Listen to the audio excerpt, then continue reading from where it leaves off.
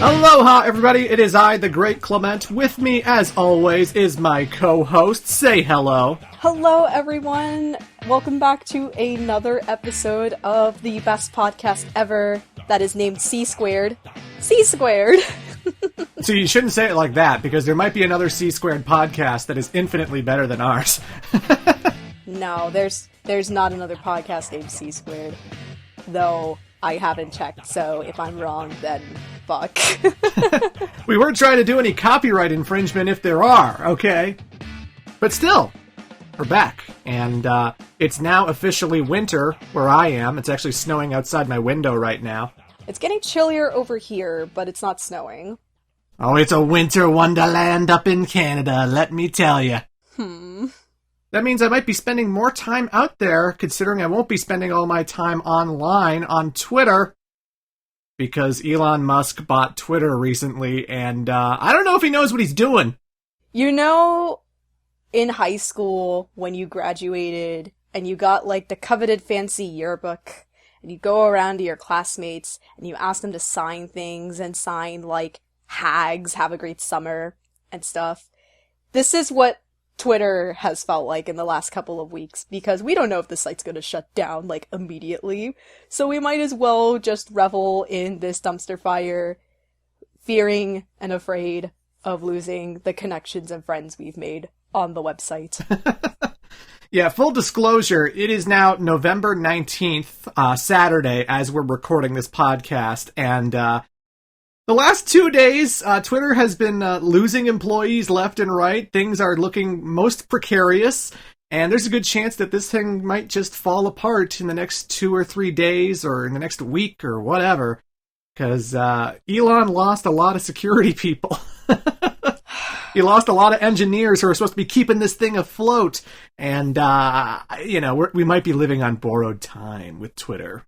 Of course, props to the employees for, like, not standing for Elon's shit, because what he's demanding is really ridiculous in terms of, like, security, safety, and online content. But at the same time, it's like, Elon, what are you doing? What are you doing? You're making the website worse. And, like, a lot of your employees are jumping ship, and it's, like, so ridiculous. You got to employ crunch culture. That'll make it easier. That'll make it better. When all your employees are just overworked and just annoyed and not happy with their job, that'll make everything better. Gosh. But yeah, I don't know what this billionaire really wanted to do with Twitter. I don't know what his whole goal is. He's losing money on this one for sure. But don't you want your fancy check mark? Haven't you ever wanted a check mark next to your name? You can do so with Twitter Blue. And buy a checkmark to put next to your name for $8 a month, which is, like, the most ridiculous horseshit I've ever heard. Like, imagine, like, for $8 you can get, like, coffee, because I'm a coffee person, I love going to Starbucks. Yeah. And, like, I'm not chopping down 2 pumpkin spice lattes out of my wallet just for a checkmark next to my name. Are you ridiculous? No, don't do it. And I think as of this recording, Twitter Blue is still suspended. It was rolled out for a while, but then they kind of, like, shut it down for a bit, and who knows if it's gonna come back. I don't know, but You see, what the big problem with Twitter Blue is, you had, like, 2 different kinds of verification. You had the people who were verified before Elon came around, and they had, like, the authentic verification, and then you just have the people who bought it. And the problem is, at any point when Twitter Blue was active, someone could have gone, I'm going to be the Great Clement. I'm going to call myself the Great Clement. I'm going to put his display picture in the window, and I'm going to spend $8 to put a check mark next to it. That way, everyone will know that I am the Great Clement, as opposed to the actual Great Clement who doesn't have a check mark. There was this one account I saw who, like, impersonated themselves as Tesla, got the blue check mark, and then started tweeting, like, parody tweets that were hilarious. Oh, yeah. And there's so many people that can just abuse the system that way. Oh, God. Like, so many trolls, like, take celebrity names and then, like, change the letters a little bit just so that the handle looks a little bit similar to the actual celebrity, and they can get away with, like, tweeting so much parody stuff under this new verification system. And no. I hate everything about this. It's like you can have duplicate verified people, and it's like, that's not... The whole point of the check mark is to stop scammers and shit. That's the point of the check mark. Someone could really, like, make a handle like mine, but then change the O's in Karatero to, like, zeros or something like that, and tweet like me. Yeah. You're giving them ideas, Caro. That's not good. You're giving anyone who watches this video ideas, and they're going to do it now. They'll probably spend the $8 just to rub it in, too. But then I hope that your audience listening right now knows of this tactic and would report that account, because it's not you. Oh. Yeah, I never had a check mark ever whenever I was on Twitter. A lot of my friends, some call me Johnny, had his check mark. He got his. He was verified, but not me, because I'm just a Z-list YouTuber who no one's heard of. And, I have my Twitter linked on my YouTube page. It's on my YouTube page. If you go to my channel page, there's a link to my Twitter. Right now, I'll say it right now. My Twitter is twitter.com/ClementJ64. Not ClementJ642. It's not ClementJ64 official. It's not Clement the Great or whatever. No. It's ClementJ64. And, you can tell that because I have 21,000 followers over on Twitter. So, just wanted to get that out of the way. But the reason I'm even talking about this now is because, Twitter might go kaput. It might go bye-bye. It might be disappearing from the web as we know it, and it might get completely erased and might not come back the way it used to be. All my tweets that I've made since 2010 could just vanish like Thanos snapped it out of existence. And, if Twitter does go under, I just want to put it out there that I'm not going to be making an account on Mastodon or Tumblr or social app insert name here. No Instagram. No Instagram. I'm just going to be sticking to YouTube pretty much. And it's on the record here for this podcast that, I'm not going to have any of these other social media accounts. If you find me on Facebook, if you find me on Instagram, if you find me anywhere, that's not me.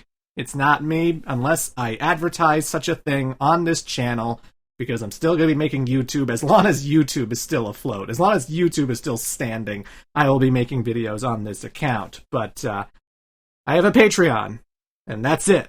That and my Twitter. Twitter and Patreon, that's all I'm advertising right now. I really don't use any other social media aside from Twitter. Like, I have other socials, but, like, not, public. Anything that's, like, public to anyone. If Twitter, like, goes bye-bye, unfortunately for me, I won't have, like, a public outlet, to share some of my thoughts and feelings on. Which is kind of sad, but, I mean, it is what it is. With that, I've considered making like an Instagram account for like my art and my crochet projects, but aside from that, that's pretty much the only type of public social media I'll have if Twitter goes under. Yeah. Well, it's like I wanted to talk about how like we got into Twitter. Like I wanted to talk about I started my account in 2010, about like 2 or 3 years after I started making YouTube videos. Yeah. And that was basically because, to be honest, I followed the content creator, Spoony, the Spoony one, and he was always on Twitter, and I always wanted to see what he had to tweet, because he always made me laugh, and he always had these fun insights. And I just realized that everyone had a Twitter on YouTube. Everyone had a Twitter handle where you could just get, like, small little updates from them, without having, like, a full-blown page taking up anything. It was just a small little rectangle box, and you could say the smallest thing, just like, I had a donut. I love donuts. Boom, there's a tweet. You made a tweet. Boom, that's it. And, I'm sure if you go back to my 2010, 2011 tweets, oh boy, were they cringe. Oh boy, were they ancient. Because, social media was new, and I was a very opinionated boy. I was a very opinionated boy who just didn't realize how the world was working yet. And so I would always say outlandish things.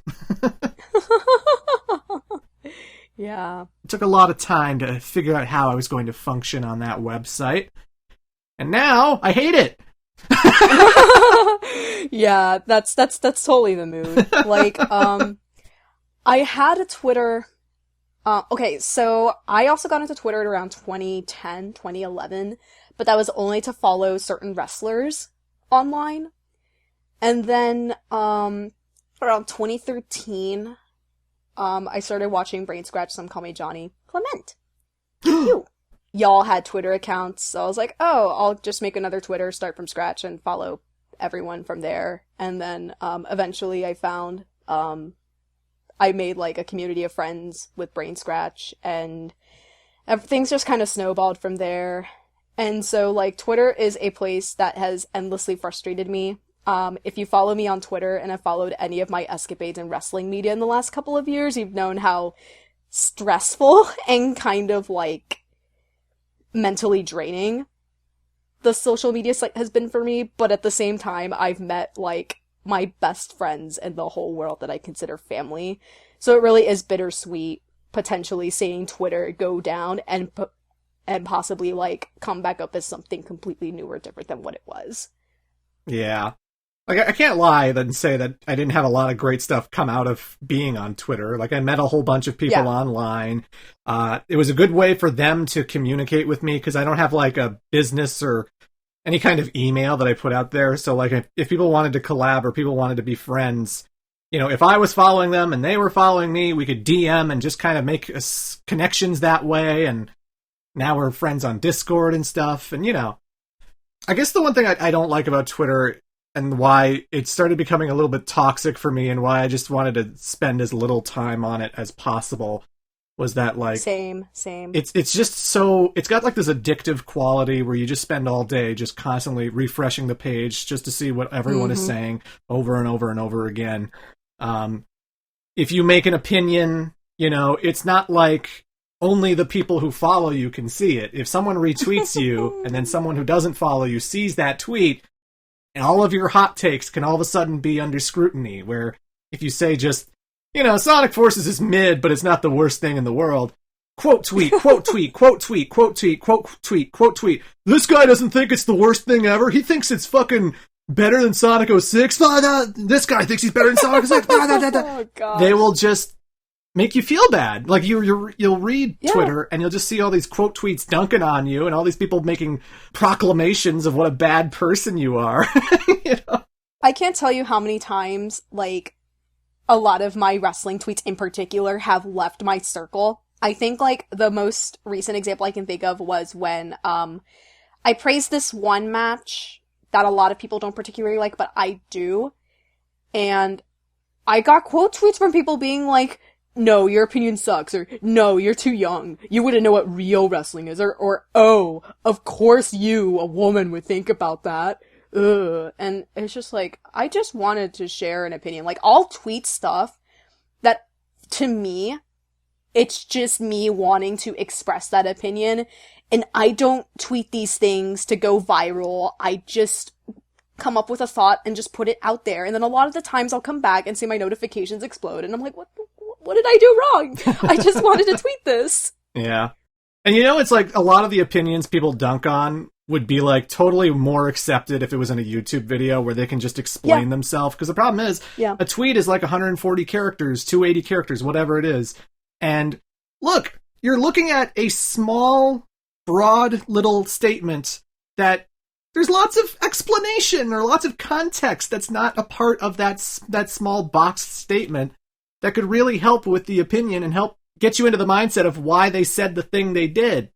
Even when it comes to opinions you definitely don't like, it can turn you into an ugly person, turn you into a vicious attacker as well, where you just like dogpile because all your friends are dogpiling and it's fun and you get this kick, you get this little adrenaline boost for doing it. And you're like, let's all dunk on this idiot. Ha ha ha. Not realizing that it's some stranger who's just had a horrible, horrible day because everyone's calling him an idiot or whatever. Yeah. And got to the point where I was like uncomfortable just saying opinions. It's like I didn't want to say opinions about certain things because I knew it was just going to get lots of blowback, lots of pushback. And so it never felt good to be on Twitter. It never felt like I was happy posting things because I was always reading stuff that made me feel bad for saying such things. And it's like, something about Twitter just, like, can rub me the wrong way and just ruin my day, you know? Do you feel like, with your profile, do you feel that people only care about you if you're being opinionated about something? Because that's certainly something that I feel. Sometimes. Because, like, I'll go on Twitter, and I'll be like, hey, look at this cute sweater I just made. I worked on it for, like, 6 months. It's great. Or, hey, like, I went out today, and I got this coffee, and it was delicious, and I loved it, and I want to go again and get it. But then I'll tweet something simple as, like, I don't know, John Cena sucks, or this episode of AEW is mid, or Sonic 06 is the worst game ever. Yeah. And then suddenly all these interactions and notifications come in, and I'm like, people only care about me as a person if I'm being opinionated or seemingly mean-spirited about something online, and that kind of, like, messes with the perception of, you know, how I see myself. Yeah. Because, like, I think about, like, being in the opposite position of, like, you know, I will read the feed and I'll see a whole bunch of people I follow tweeting things, and I don't like every single tweet. I only like tweets that I think are worth liking, that I want to go back to in my likes list, you know? Yeah. But it's not like I disagreed with the post. It's not like I didn't appreciate the post. It's just some tweets are just, oh, that's nice, sweet, but I just don't like it. When you're on the other side, when you're one making the post, it's like, I could post something about my nephew, I could post something about the weather in my hometown, I could post something that's not related to Sonic, not related to my Let's Plays, not related to anything, and maybe it'll get like 30 likes, compared to if I'm making a funny about a magazine ad that Sega CD released not too long ago, you know? Mm-hmm.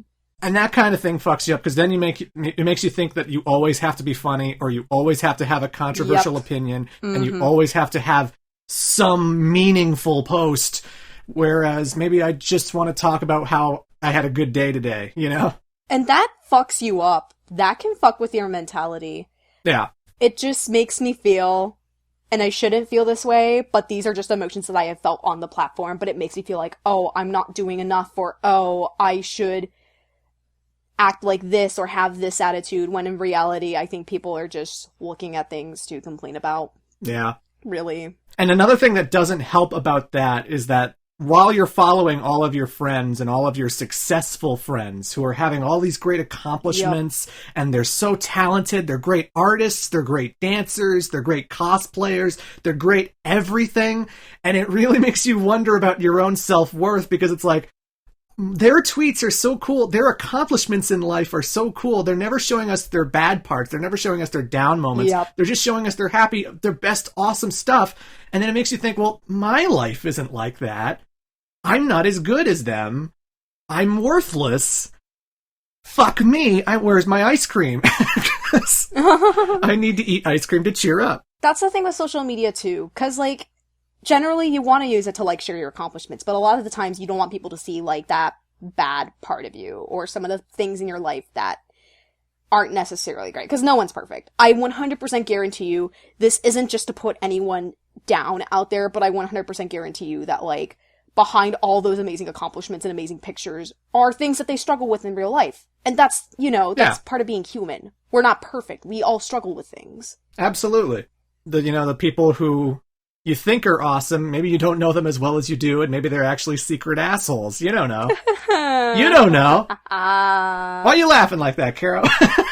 Story of my life. Everyone on Twitter is a friendly person who is always the best. But, you know, this is why I just sort of gravitated away from Twitter, and yet the problem is, there's going to be people in the comments saying, well, Clement, you're a hypocrite because you still use it. And it's like, I know, I do still use it because I do want to keep up to touch with what all the people I follow are saying. I do want to see what's going on with the news. It's a great device for finding out information, and even finding people who just, like, expose, like, certain hacks or certain information that can really inform you about how something might be wrong, or something might be fake, or something might be just messed up. And it is a good, useful website for getting information, but it's also a bad website for misinformation too. It's a double-edged sword, and sometimes it's great, sometimes it's bad. I'm still going to be using it as long as it's active. I'm still going to be using it as long as it works.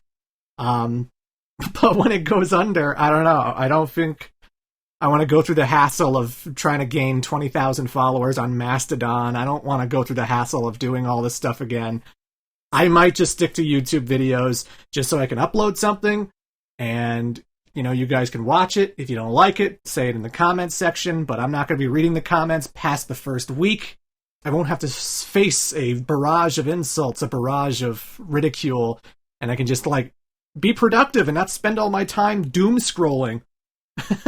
Again, I've still met a lot of my wonderful friends. When Sabrina and Elliot got married in April, all of us were singing Live and Learn from SA2, and every single person in that video they were people I met on Twitter. They're a whole community that I've known. Oh gosh, next year I'll actually know y'all for 10 years. That makes me feel very old. But it's I've known these people forever, and you just connect with people online that way, and you stay friends for a very long time, and I think the beauty of it is that you can go so long without seeing these people in person, but then when you meet up at a con or at another gaming event, it just feels awesome, because those ties and connections are genuinely there. And that's the one thing about Twitter that I have no regrets about. I've just met the most amazing people ever, including Clement. So, yeah. Well, Elon, let's see if you keep the show going. Let's see if you keep the lights running, but this might be the death knell of Twitter. It might not be, who knows, but things aren't good on that website right now. Things are not good at all. But speaking of Twitter, something awesome I just saw 2-3 weeks ago was Christopher Miller. Christopher Miller and Phil Lord, they're the guys who brought us the Lego movie animation.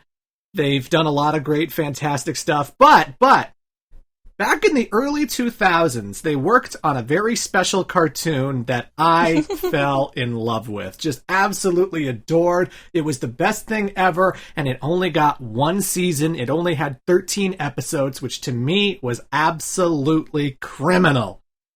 And 2 or 3 weeks ago, they posted a GIF of the upcoming reboots of Clone High. Clone High is coming back to HBO Max. One of my favorite shows from the 2000s. One of the best cartoons I've ever watched. It's so fucking hilarious. I love it to death. I've seen every single episode at least 20, 30 times. I never get tired of that show. And, my co-host had not seen the show. She had not seen Clone High. So I was like, well, we gotta fix that. We gotta get on that. So I showed her Clone High. And what did you think, Kara? What did you think? Yeah, you're right. How the fuck did this last, one season? That makes no sense. How did someone look at the show and be like, oh, we're gonna cancel it after one season?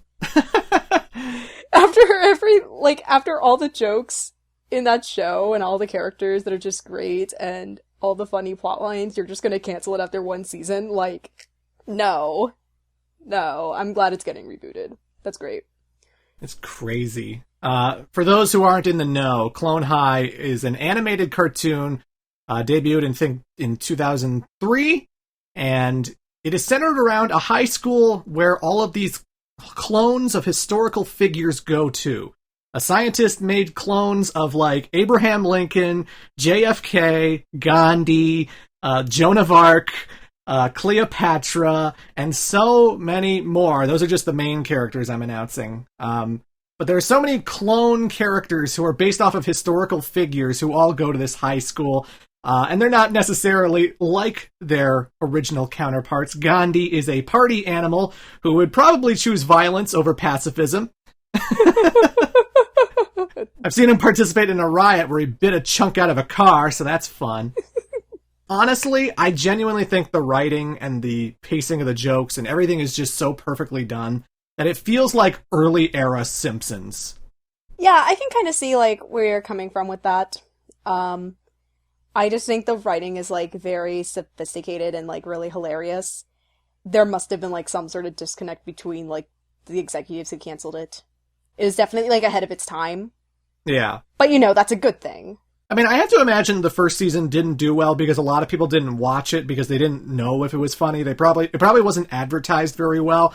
And, my instinct when I first saw it on Teletoon is a Canadian cartoon channel, was that I don't know. It probably just looked like all of the other cartoons that were on at night. You know, it looked like something that would be kind of funny, but not really. It just kind of has that low-budget animation that makes it look like Total Drama Island or something, you know?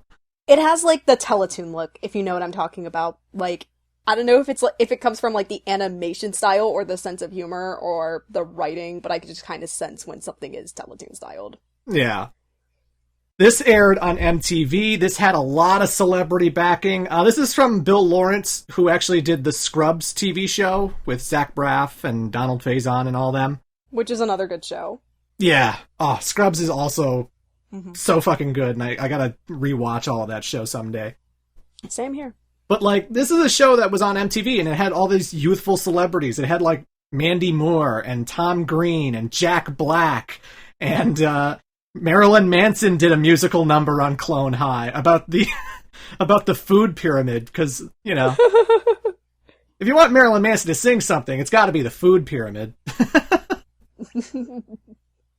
But yeah, it had a lot of star power. It was really well written. The main cast, you know, Will Forte, Nicole Sullivan, Michael McDonald, like, they do such a good job playing their characters, and they are so fucking funny.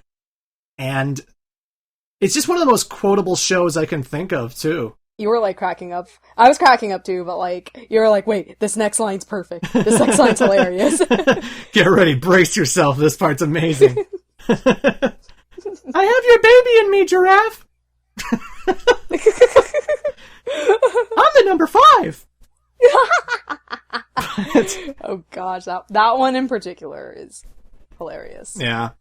And I think everyone on Twitter is aware of this show simply because of the JFK joke where Abe Lincoln and JFK are in a street race, and Abe has not gone to sleep. He's been spending all of his days awake to do things for Cleopatra, and now he's driving while suffering from sleep deprivation, which is not good. He could get into a serious accident and die, which is no. But at the end, luckily, Abe does the right thing. He pulls over and he brings out a pillow and he goes to sleep. So JFK realizes he's going to win the race, and he goes, ha ha ha! Nothing bad ever happens to the Kennedys! And then for some reason, the car just tips over for no reason. Even, like, before watching the show, like, I would see that meme everywhere on Twitter. Yeah. And I thought that clip alone was funny. I put Clone High references in a lot of my playthroughs and videos. One of the first videos I ever did was Star Wars Knights of the Old Republic in 5 seconds, because I was inspired by Doug Walker. I know, I feel very dirty. But I was inspired by Doug Walker. He was doing all these 5-second movies, skits, things, and I wanted to do 5-second video game skits. So I did one for KOTOR, where I revealed the big plot twist of the game, the plot twist that everyone knows about KOTOR, and then at the end, to respond and react to the twist, I pulled the clip of Gandhi going, "Say what?" That one too. That's another quotable meme. And in Sonic Riders, the Let's Play for Sonic Riders, we get introduced to Storm the Albatross. Because how often do I ever hear albatross brought up in a conversation or whatever? Yeah. I just pulled that Tom Green clip like, I'm an albatross! I'm an albatross! I'm flapping my albatross wings. That's where it comes from. Flapping my albatross wings. I've now made the connection there. That whole episode is brilliant because Gandhi realizes he has ADD, as well as his hyperactive cousin ADHD. And everyone in school, they think it's like this contagious disease and they don't want anything to do with Gandhi. Don't touch us, Gandhi. We don't want to catch your ADHD. You think it's like AIDS or something? Yeah. And just like, I love the jokes of him just like getting completely distracted and just being like, oh, look at this thing with my elbow. Isn't that weird, huh? But, like, he gets ostracized from all of his friends, and Abe Lincoln is his best friend, and, you know, he chose to keep away from Gandhi to be with Cleopatra, but he realizes that was the wrong thing to do. He realizes that this is his best friend. He should go the extra mile for him. And so he runs up to Gandhi and he just starts making out with him. Yes. That part is funny. And then everyone realizes that, oh, if Abe Lincoln can make out with Gandhi, then everyone can go next to Gandhi. So I don't know if I'm doing a good job selling you guys on this cartoon, but it's really, really funny. And if you're curious about Clone High, well, not only is it going to be going to HBO Max soon, but it's all on YouTube for free. It is all on YouTube for free. If you have Paramount Plus, you can also watch it there for United States peoples that are watching it. Okay. But it is also on YouTube. I can think of another point that sells the show for me, which is, like, I am a fan of, like, late 90s, early 2000s, like, teen dramas. So, like, Dawson's Creek, that kind of shit. Oh, like, yeah. I vibe with that. And Clone High just obliterates all the tropes in those kind of shows. Even, like, in the opening with some of the shots that they were doing. I was just like, oh my gosh, this is great. Our angst is entertaining. Yeah. I love the Ponce de Leon episode, because it's part, like, a PSA about littering, but it's also an episode dedicated to a death in the school, Mm-hmm. And they're building it up like the prior episode and then the beginning of the episode, like, one of the clones is going to die, and it's someone who's been there since the very beginning. And they immediately flash to Ponce de Leon, who's never been in the show before at all. And then, like, the way Ponce gets killed is so funny. Because the whole thing is Ponce is littering because it's cool. He's littering and throwing wrappers and stuff on the ground because that's how cool he is. And Joan of Arc's just like, Ponce, you have to stop littering! Cram it, Joan. What, is litter gonna kill me? And then all of a sudden, his hands get caught in one of those 6 rings for, like, soda cans and beer cans. Yeah. His hands get cut. He's like, oh, what the? Gummy wrappers come through the wind, and they start cutting up his face, and he's got all these cuts on his face. Oh, God! Yeah. A plastic bag falls over his head, and he slips on a banana peel, and he lands on a bottle, like a heavy glass bottle, and thunk, opens up the back of his head, and blood starts filling up the plastic bag. Yeah, it's so brutal. I was, like, watching that, and I was like, oh my gosh, this is so brutal. It is one of the most brutal fucking deaths, and yet it's so ridiculous and so unrealistic, but that's what makes Clone High so funny. It is a satire, but somehow it still manages to make all of the characters likable, and there's continuity between every episode, and it doesn't come out of, like, lol, what the fuck kind of sensibilities where just nothing matters. Like, no, things are progressed. There are arcs to this show. Like, when Joan loses her house, she doesn't get it back. She does have to stay as Cleopatra's roommate for the rest of the show. And the relationships between the characters gets more dynamic, where JFK starts to be less of a jerk and more of a friend to these guys as it goes on. And we even get to see a softer side of JFK even in the Ponce episode, where he loses his best friend. And you realize that Cleopatra does not cheat on Abe with JFK. She genuinely does want to console him and stuff. So there's, like, some really good character work along with the outlandish humor that's in the show. Clone High has some really compelling characters. I love Joan of Arc, but I felt so bad for her during the whole series. Yeah, because, like, her best friend is her love interest. Like, she is totally into Abe, but... there's that whole love triangle between Cleopatra, Abe, and Joan, and, like, there's so many moments where Abe makes it so obvious that he's not interested in Joan at all, and I'm just like, damn, no! I feel so bad for Joan. Oh, Joan, your fake infatuation bit never gets old. Gosh, it just hits a little too close to home. In high school, I was always, like, that one person in my friend group who was never really in a relationship, and every time I did like someone, they made it blatantly clear that we were just friends. Yeah. So it was one of those things where it's like, oh yeah, she's, like, my friend. She's my best friend. My pal. No romance over here. And I'm like, wow. Did you also have to watch as the people you were interested in just, like, tonsil hockeyed with all of their significant others? More than once, yes. My high school love life was absolute shit. So, I was like, poor Joan. I feel you. Abe. Clone High is brilliant. It's so friggin' funny, and the fact that you can watch it all for free on YouTube right now, I'm surprised that hasn't been taken down. I'm surprised it's up on YouTube. But I noticed, like, everyone in the comments are watching the show right now. Like, this show has gotten a resurgence, and I don't know if it's just because of the JFK meme on Twitter or what, but people are into Clone High again all of a sudden, and it's fucking great because this show deserved an audience, and I hope that when the reboot comes out in 2023, when the show continues the storyline at long last, that people give it a second chance and people really give it the views that it deserves, because the people who wrote the show, like, they are responsible for the Lego Movie. They did so many great things since Clone High, and their humor's only gotten better. I can't wait to see what they do with the characters in a post-COVID 2020 world, you know? Really, for sure. Definitely a lot of his resurgence is because of the memes.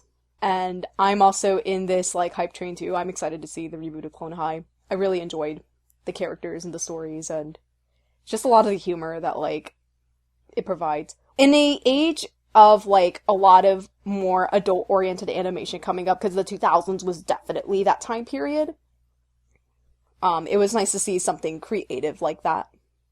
Yeah. It is good shit, and all of the kids will appreciate it today. That's what I say. Yes. But you know what else the kids really appreciate? What? What do they appreciate, Clement? Splatoon 3 on the Nintendo Switch! Oh, yes. All kids and squids love Splatoon 3. I always feel so old whenever I go into the lobby of Splatoon 3, because, like, you got all these youngish inklings with all their memes and their LGBT quote posts and all these, like, things that you see in the lobby, and it's just like, oh my god, I'm so old. I'm not cool like these guys. They're all cooler than me.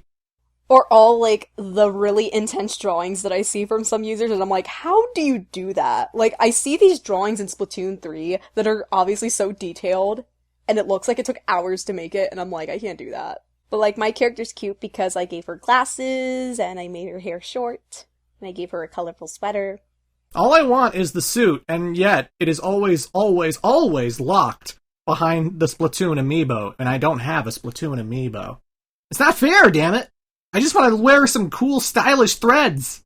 But yeah, like, Splatoon 3 has been really fun, as always.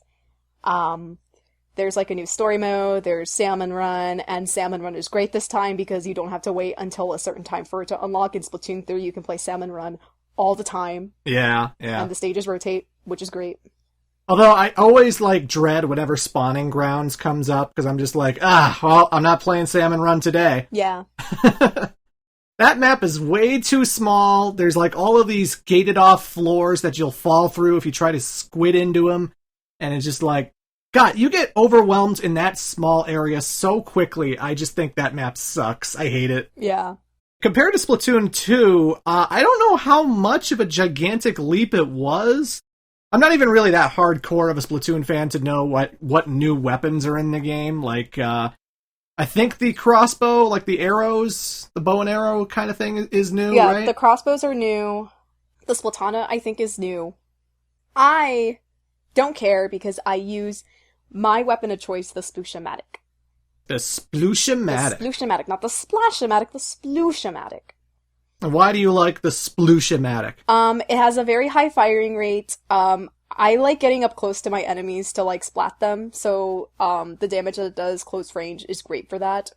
The curling bombs are my favorite type of bombs to throw, and, I also have the stamp as my special, which is great for, like, eliminating tons of people at once. Actually, I was playing a match earlier today, and, like, our team was losing pretty badly, and, like, the other team was getting into our base, and then, luckily, I was able to activate my special. I splatted all 4 members with the, stamp, and then we were able to come back and win the game.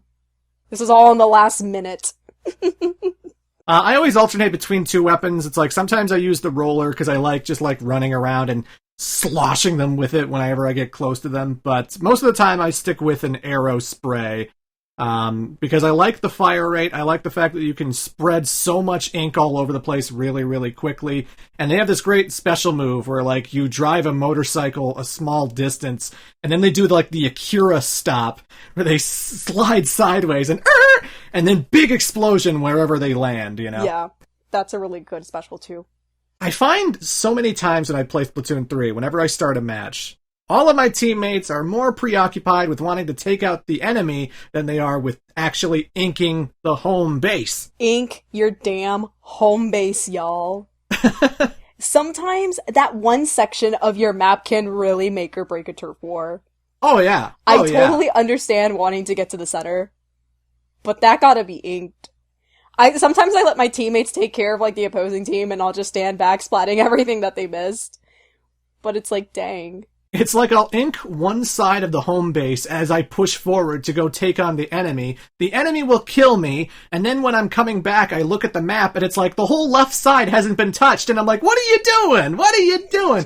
So I go all the way through the left, and I start spraying.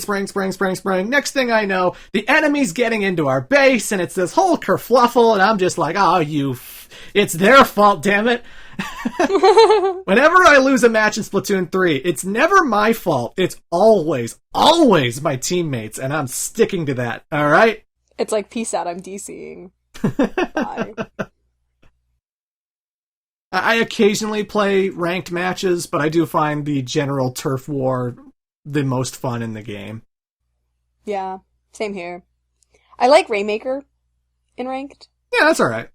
And I like tower controls. Mm-hmm. Like, that can get really chaotic. But if I'm going to play online, yeah, it's usually like Turf War. It's more casual, it's pretty chill. I don't lose my ranking if I lose. Yeah, that too. But, you know, it's what makes Splatoon Splatoon. It's what changes it up from your typical third-person / first-person shooters that are always just about kill counts. This is like, no, you have to cover the place in ink. So even if you're not that great of a shooter, maybe you're good as an inker. Maybe you're good at spreading that stuff all over the turf, and that's what you can focus on if that's more your speed, you know? Yeah. Splatoon's always been fun. Like, that first game, when it came out on the Wii U, was incredible. I still think the first game had the best soundtrack. Yeah. The majority of that music from the first game is on my computer. I love that soundtrack so much. It's really good. And I was a little disappointed with Splatoon 2's soundtrack. I didn't really get into the music of that game all that much, but Splatoon 3, I'm happy to say, had a much better soundtrack than Splatoon 2. Yeah. The story mode, like the actual campaign, I like that its tutorial levels feel like how the campaigns have felt with the first two. But then when you get into the whole ice world and you start getting into the actual real challenges and the story actually properly begins, that's when you get some unique stuff. That's when you get some unique ways to play. And that's pretty good. Pretty good. I haven't played Octo Expansion, but I've been told by people who have that, like, Splatoon 3 story mode does play a lot like Octo Expansion in terms of the challenges. Yeah. Like, even the setup and the fact that you can choose which weapons you go into it with. Yeah. Very much like Octo Expansion.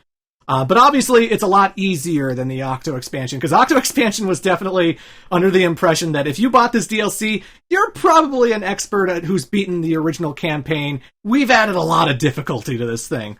But no, the difficulty's just right in Splatoon 3's campaign. It never feels overwhelming.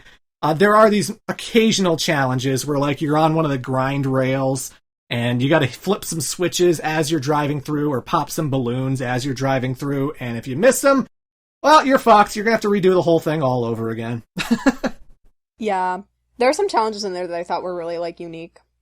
And I think it's, like, a nice break from, like, the whole, like, shoot enemies through the level to, like, get to the goal. Yeah. And at least you can get, like, extra, like, what was it, eggs. I thought it was interesting that the idols this time around were actually the villains. I actually still need to get back and, like, beat the campaign myself, but I can say that, like, at the very least, it has some very nice twists that make it different from the other games. I can say that it's much better than Splatoon 2's story mode. I didn't really vibe with it that much. Yeah. I felt it was disappointing compared to the first game, because I love Splatoon 1's story mode a lot. I love the boss in Splatoon 1's. Yeah. You know, final level. Amazing stuff. I remember being disappointed that Splatoon 2 had pretty much the exact same final boss. Yeah. I don't know, it felt kind of lazy considering it was a whole new game. And I'm just like, oh, we're doing this again? And then Splatoon 3 kind of twists that on its head because the final boss of the first two games is the first boss of Splatoon 3. And then you don't fight him again. So I was like, oh, okay, we're doing something different, finally. Awesome. Yeah. You got your weird little...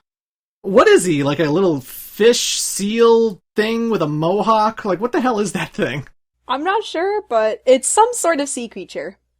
And you use that to throw on enemies and do all kinds of mischief. You can activate platforms and stuff for you, so that's fun. Yeah. It's different from the regular multiplayer, but yeah, you know, it's got a good soundtrack, it's got a good art style, as always. It's never not fun, and anytime a Splatfest comes out and then people are choosing their side over, you know, which Pokemon type do you prefer as a starter? Do you like water? Do you like grass? Do you like fire? Pick your side. It's really fascinating this time around because, like, for the first 24 hours, it's like a normal Splatfest, but then halfway through, they, like, determine, like, a halftime winner, and then they use that to, like, kind of determine how the tricolor battles will work. Yeah. And that's, like, a new mechanic that can really turn around a Splatfest. It was interesting. I wanted to do more of that, but now I have to wait until the next Splatfest. Yeah. Why can't that just be a regular mode? I want to play it again. I want to play it now. The games are so similar that, like, I feel like if you like Splatoon 1 and 2, you're definitely going to like Splatoon 3, because it's basically the same game, but with a few new additions, a few new enhancements. I mean, it's Splatoon. They haven't really changed the formula too much, you know? Several quality of life improvements. Yeah. But nothing mind-blowing, nothing like, oh my god, this is a completely different game. It's like, nah, it's just Splatoon again, you know, but better. Pretty much. And if you like Splatoon, well, that means you gotta pick this thing up. Question, when you ever did Salmon Run, did you ever kill Yokozuna, or whatever his name was? Oh yeah, I know who you're talking about, no. Yeah, me neither. I've gotten close, but I haven't beaten it. I know the trick is that, like, you want to go for the minor bosses so you can get the eggs and actually throw the eggs at him, because they do a lot of damage. Yeah. But none of my teammates ever know to do that, and I get so overwhelmed by the mini-bosses, and we pelt it and pelt it and pelt it, and I have never seen that thing actually get defeated outside of a YouTube video. It's frustrating. That sounds like we need to get some friends together and do this. We need to dedicate a whole entire day to Salmon Run just so we can kill that fucking thing. Oh, yeah. If it bleeds, we can kill it. Either way, Splatoon 3 is fantastic, and everyone should pick it up if you haven't already. Yeah. Kara, tell me about some of the games you've been playing. I'll start with this one game that I really enjoyed, more than I thought I would. It's called Disney Dreamlight Valley. Ooh. It's like Animal Crossing, but with Disney, and I've played a bit of that, and it's really cute, and I've been loving my experience with it. Basically, with Disney Dreamlight Valley, your main character is someone who comes into, like, this Disney world, and, like, everything is sad and gloom, all the houses are destroyed, all the Disney characters are lost, and there's all hope is basically lost. And you, as the main character, because of course you are the one to bring light and love back to Disney. So you have to venture into different areas outside of the main town and save these Disney characters and recruit them back to your town. And the more Disney characters you recruit, the more facilities you unlock in the town, and then more people will come back, and then, like, everyone's living happily ever after in their own Disney tale, and yeah, it's been really fun. I got to make my own avatar, and she has pink hair, of course, because she always does. Of course. And you can make, like, your own house, you can decorate it, you can, like, add a little kitchen, add a bed. It really is just Animal Crossing Disney. I think that is, like, the best way to describe it. Can you romance Mickey Mouse? No. Unfortunately, I cannot. Bullshit. I also think that would be illegal. Illegal? I think that like counts under bestiality. Now, when you say you have to save your friends, is there any kind of, like, combat, like Stardew Valley? Do you have to, like, fight anything? Really, it's just like gathering these items. Really, to progress through the story, you have to get your friendship rank up with different characters. So let's just say, like, Merlin has a main story quest that he wants you to do, but you have to be at friendship level 9 or something with him. So you keep kind of, like, cultivating that friendship to get your rank up. And there are different ways that you can grow your friendship with people. You can actually have them tag along with you. So if you want to fish, but you want Goofy to, like, stick with you, you can have Goofy tag along. And then his friendship rank will increase a lot, actually. You can give them gifts. So let's say you're talking to Scrooge, and Scrooge really wants, like, peanuts as a gift, because the gift of the day changes for these characters. If you give Scrooge peanuts, then his friendship rank will increase double because you got him the gift of the day. Bless me bagpipes! And so there's just a myriad of ways that you can just increase your friendship with other people. Sometimes there will be side quests that don't progress the story, but obviously still increase that friendship rank. So, like, one side quest that I did, I had to, like, build the ship for Donald. And so I had to go into the forest and, like, find sticks, and then there might be things that Donald wants you to craft, so there's crafting in Dreamlight Valley. I know, I prefer Animal Crossing more, obviously, but like, for something made by Disney, it's pretty substantial. I think it's fun. Why are you, like, palling around with villains? Why is Ursula and Scar in there? Why are they around? Because they need homes, silly. But they're villains! They need homes. To hell with them! Ursula will just be, like, popping up in the ponds that you fish in, and he's like, "Oh, how are you doing, lovely?" Don't fall for it! She's gonna steal your voice! My character's mute, so what can she steal? Oh no! She's already gotten to you! Yeah, in, like, one level you even save, like, the evil mom from, Tangled. So you're helping her out because she's like, "Oh, I accidentally laid this curse out in this forest. Can you help me stop it?" My plan backfired and now I need someone to save me. It really what it is. Like, it's just pretty nice. Oh, and you can also farm in it. You can, like, lay out a garden, and then you can, like, water your plants and farm. It's not like Animal Crossing where it might take, like, a couple days or two for stuff to grow. It can actually take as little as 5 minutes for some plants to grow. Oh, damn. So if I need potatoes for a recipe, I can water it, and then I'll walk away for a few minutes, and then it's, like, all ready for me to roast up. So it's pretty easy to grow, like, lots of things in this game, actually. God damn. Yeah. So you can customize your house, and you can customize, like, furniture in there and whatnot, but, like, can you customize the town? Can you actually, like, choose where the characters live or where their house goes or any of that stuff? Yes. So you can actually change the layout quite a lot. And again, the reason why I'm using Animal Crossing as a reference point is because that's pretty much the only example that I know. But you know how in Animal Crossing, like, when you move someone's house, you kind of have to wait a day for it to construct? Yeah. So in Disney, you can move people's houses anywhere, and it just kind of stays there. So if I want to move Mickey Mouse from, like, one side of town to the other because I want to use his land space for a garden, I can do that. And then Mickey just kind of accepts it. Just like the Animal Crossing characters. They're just like, "Oh, sure, I'll do it, whatever." Yeah. Donald, nobody likes you. You're gonna live far away from everyone else. Oh gosh, I feel that though, because Donald in this game, like, I don't like him. Oh, I'm gonna shut up. Because, like, when you walk around town, there will be characters that have certain pieces of dialogue by default, so Mickey will just be, like, whistling, and Goofy will be like, "Oh-dee-da-dee-da." Donald's default dialogue is him yelling and screaming. And it even has the whistleblower sound effect, like in the old cartoons, so that's all you hear when you're around Donald, and I just want him to shut up. Oh my god. So I'll be walking around town gardening, and Donald will be like, and I'm like, "Oh my gosh, Donald, shut the fuck up." Oh my god. Does he ever say, "This looks like a good spot to find some ingredients"? I wish. That'd be like an A+ reference. Yeah, and it's like really easy to like get your money up. So like you can fish. I've made a lot of my money through fishing and gardening actually. And you can cook with Remy from Ratatouille. But also, Remy from Ratatouille has like a big ass house that makes mine look pathetic. And I'm like, how much space do you need for a mouse? I was gonna say, he's a mouse.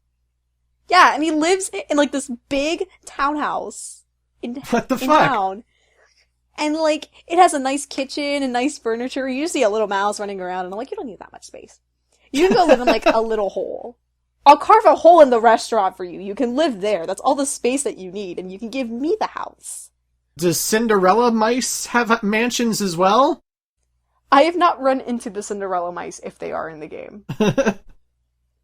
But Mickey lives in a pretty nice house. Minnie has gone missing. Oh no, they missed Pac-Mander. Minnie's actually been vaporized, because the other plot of the Wait, story what? is that, like, there are some Disney characters that are stuck in, like, this other, like, dimension of sorts. Because that's where Minnie is. So you have to gather, like, enough memories and love from Minnie to, like, resurface.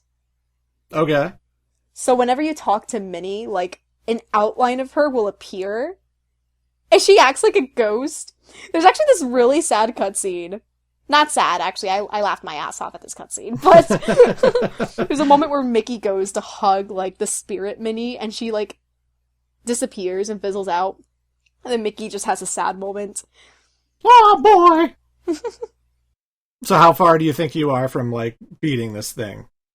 I made, like, a bit of progress. Actually, something I have to get back into, but, I feel like if I do more, like, character requests, I might be able to get to the end if there is one. I've unlocked most of the areas, except for, like, maybe 2 or 3.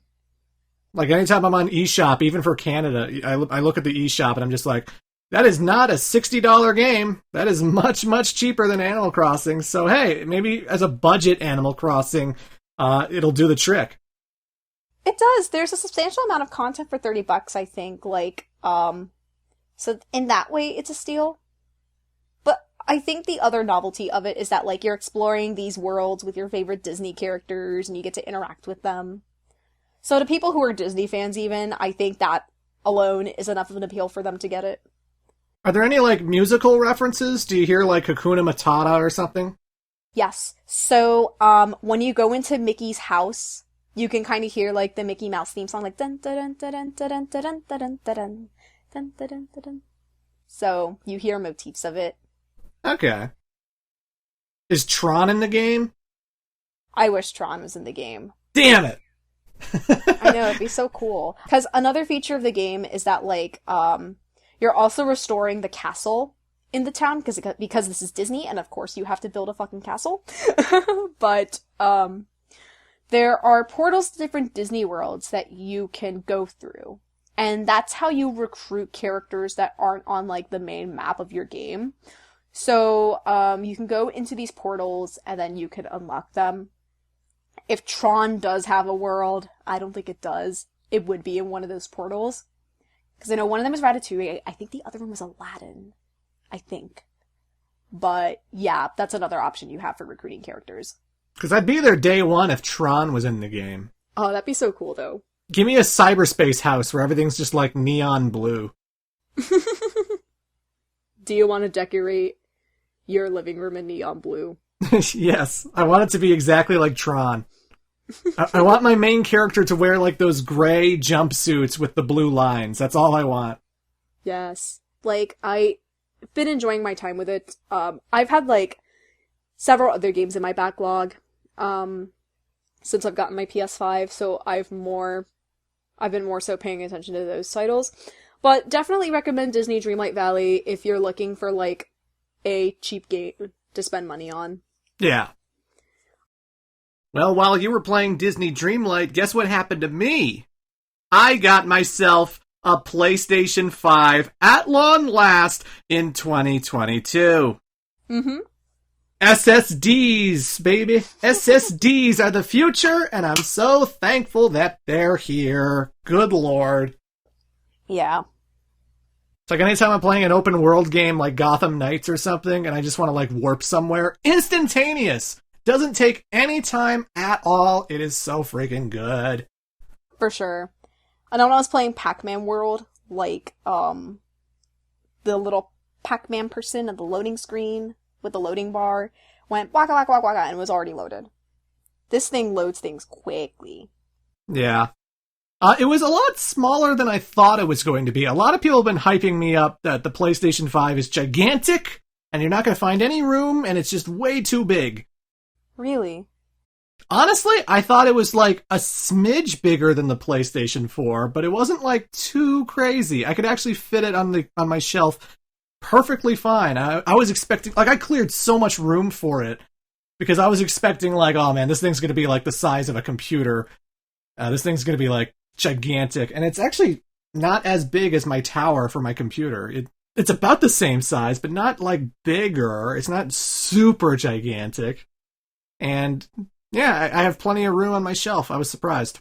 Maybe it's because I have tiny hands compared to yours, but I certainly felt like my PS5 was huge. For reference, on my entertainment center, I used to be able to fit my PS4 and my Switch all in one shelf, but for the PS5, I had to take the Switch and move it somewhere else on my shelf. So now that entire shelf is just filled with my PS5, and that's it. You know, I'm lifting it vertically because I think it works better that way. Mm-hmm. I had to put the whole stand under it and everything, and yeah, it's looking pretty good. It's looking pretty good. And I'm actually very happy with the menus. I'm actually very happy with the controller. I thought the controller was going to be terrible just from the way I look at it, but nah, I like the D-pad. I like how it feels in my hands. I actually think it's really comfortable. Yeah, I like the PS5 controller too. I'm just nervous. Not that I like eat food while I'm gaming, but for a PlayStation controller that's like white, you know, some gamers gotta be eating like Cheetos or some snacks or Takis or something, and like make that shit like orange or red. Yeah. Which is gross. I just don't want it to like stain. It's a really nice controller. I like how it feels in my hand. It's got this nice, weird, plasticky feel that feels different from the PlayStation 4 controller and the 3 controller, but it's comfortable. It feels good. It feels really nice. The only issue I've had with, like, the menus and stuff is that whenever I want to, like, cut a video or trim a video in order to post it on Twitter or whatever, or just to save a certain clip of my gameplay, because they still have that feature, just like with PlayStation 4, I find that when you're trimming something down, you can't get a preview from, like, the start of your trim. Like, if you start a trim at, like, 30 seconds in, it always previews to, like, 0 seconds in instead of the 30 seconds. And I know PlayStation 4 does not do that. PlayStation 4, if you start the trim at, like, 25 seconds, it'll start the preview from 25 seconds in. And the other thing is that, like, the shop menus and stuff, like the PlayStation Store, it's kind of hard just to find, like, new releases. Like, you have to sort of configure with the filters and stuff in order to get new releases. And even then, when you do, I find sometimes it always, like, shows you games that are not out yet, and so you have to configure that. And for whatever reason, I don't know how they're loading in pictures or whatever, but sometimes I would load in the pictures, and they would be like this weird blurry mosaic thing going on because it didn't load correctly. Yeah. And I've never seen that before with any of the previous consoles that I've experienced, so you know, I'd have to highlight the mosaic pictures and just see the title slowly scroll by to be like, oh, okay, that's Gotham Knights. It's just really nice to finally have a PS5. Because, like, for the longest time, like, I've been looking for one. It was always a matter of, like, I have the money saved up, I just need to, like, buy it. Just let me buy it. Scalpers, get out the way. I need to buy this PS5. I want it. Let me have it. I feel like I'm finally part of the current generation now, so it's like I can actually start downloading all these games I've wanted to try for a while. Because, like, I know there's so many games that are, like, on both PS4 and PS5, but the way my mind is, it's like, look, this is coming out in the PS5 generation. I want to experience the PS5 version because that's the definitive, actual way that these games were intended to be played, as far as I'm concerned. Yeah. Spider-Man Miles Morales has been out for a while, and it is on PS4, and I've had a PS4, but I want to play Miles Morales on the PS5 because I feel like that's what it's being highlighted for. I want to see the tech at work on the PS5, you know? Yeah. I can finally play Ratchet and Clank. I can finally play Kenna, Bridge of Spirits. I can finally play Bug Snacks, which I always wanted to play. I can finally play this Vampire the Masquerade game, Swan Song, or Silk Song, I think. I've wanted to play that for a while. Just a lot of stuff that I have been looking forward to that I've been saving and holding off just because I didn't want to play the inferior PlayStation 4 version. And here I am. I'm finally here. I got my SSD, very fast, very competent PlayStation 5, and things are looking incredible. I just can't wait for all the games that are going to come out next year that I'm going to use my PS5 for. Like, a big one for me is Final Fantasy 16. Oh, I'm so excited to play 16 on this PS5. Absolutely. So when 16 comes out, I can play it day one, and I will try and make a video on it as soon as I can. For sure. But yeah, I'm very satisfied with it. I'm very happy with it, because, I feel like there's been a lot of doom and gloom with Sony lately. Their policies have been pretty stupid. Because, they have this VR 2 that's coming out, right? And it's or it might be already out. But it's super expensive, and it's also not compatible with any VR game that was made for the PS4, which to me makes no fucking sense. I don't know why it's not compatible with something like Resident Evil 7 or any of the other VR games of the PS4 generation. That is such a dumb oversight. I don't know what you're thinking, PlayStation. The drip feed of games we've been getting, the most... There's so much remake stuff coming out. It's Last of Us Part 1 just came out, and I don't know why you'd want that when it's PlayStation 4 compatible, and you can just pick up a copy of Last of Us Remastered. Why would I want to play an enhanced version? I don't know. But... yeah. Horizon Zero Dawn apparently is getting a remake, and I'm like, no! Don't waste the energy, don't waste the time and money. We don't need it. I can play it right now. And Xbox has their Game Pass, which is pretty hard to beat. It's a pretty damn good deal.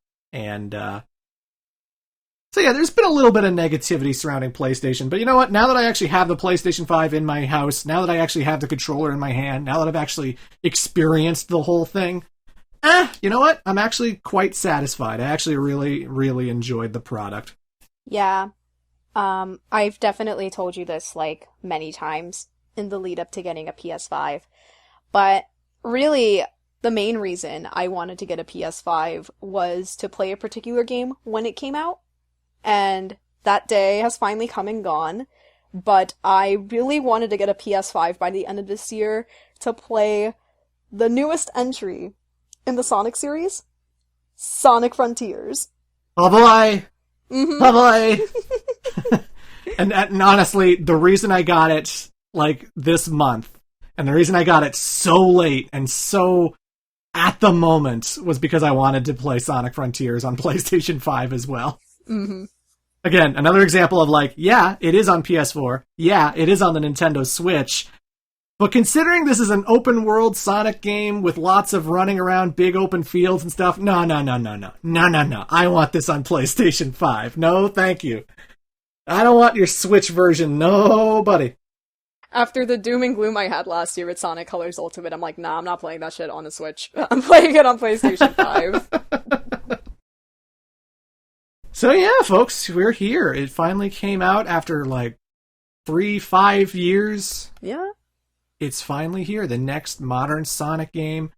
And Kara, what did you think? Sonic the Hedgehog is back, y'all. I can't believe I'm finally able to say this, but Sonic the Hedgehog is back. This is I can't even begin to express how much this game means to me. And the feeling of going on Twitter and social media in general and seeing so many people be so positive about a Sonic game for the first time in so long. It's the injection of hope and optimism that the community has needed for such a long time. And I'm so happy to say that I've had a really awesome experience playing Frontiers. Oh, yeah.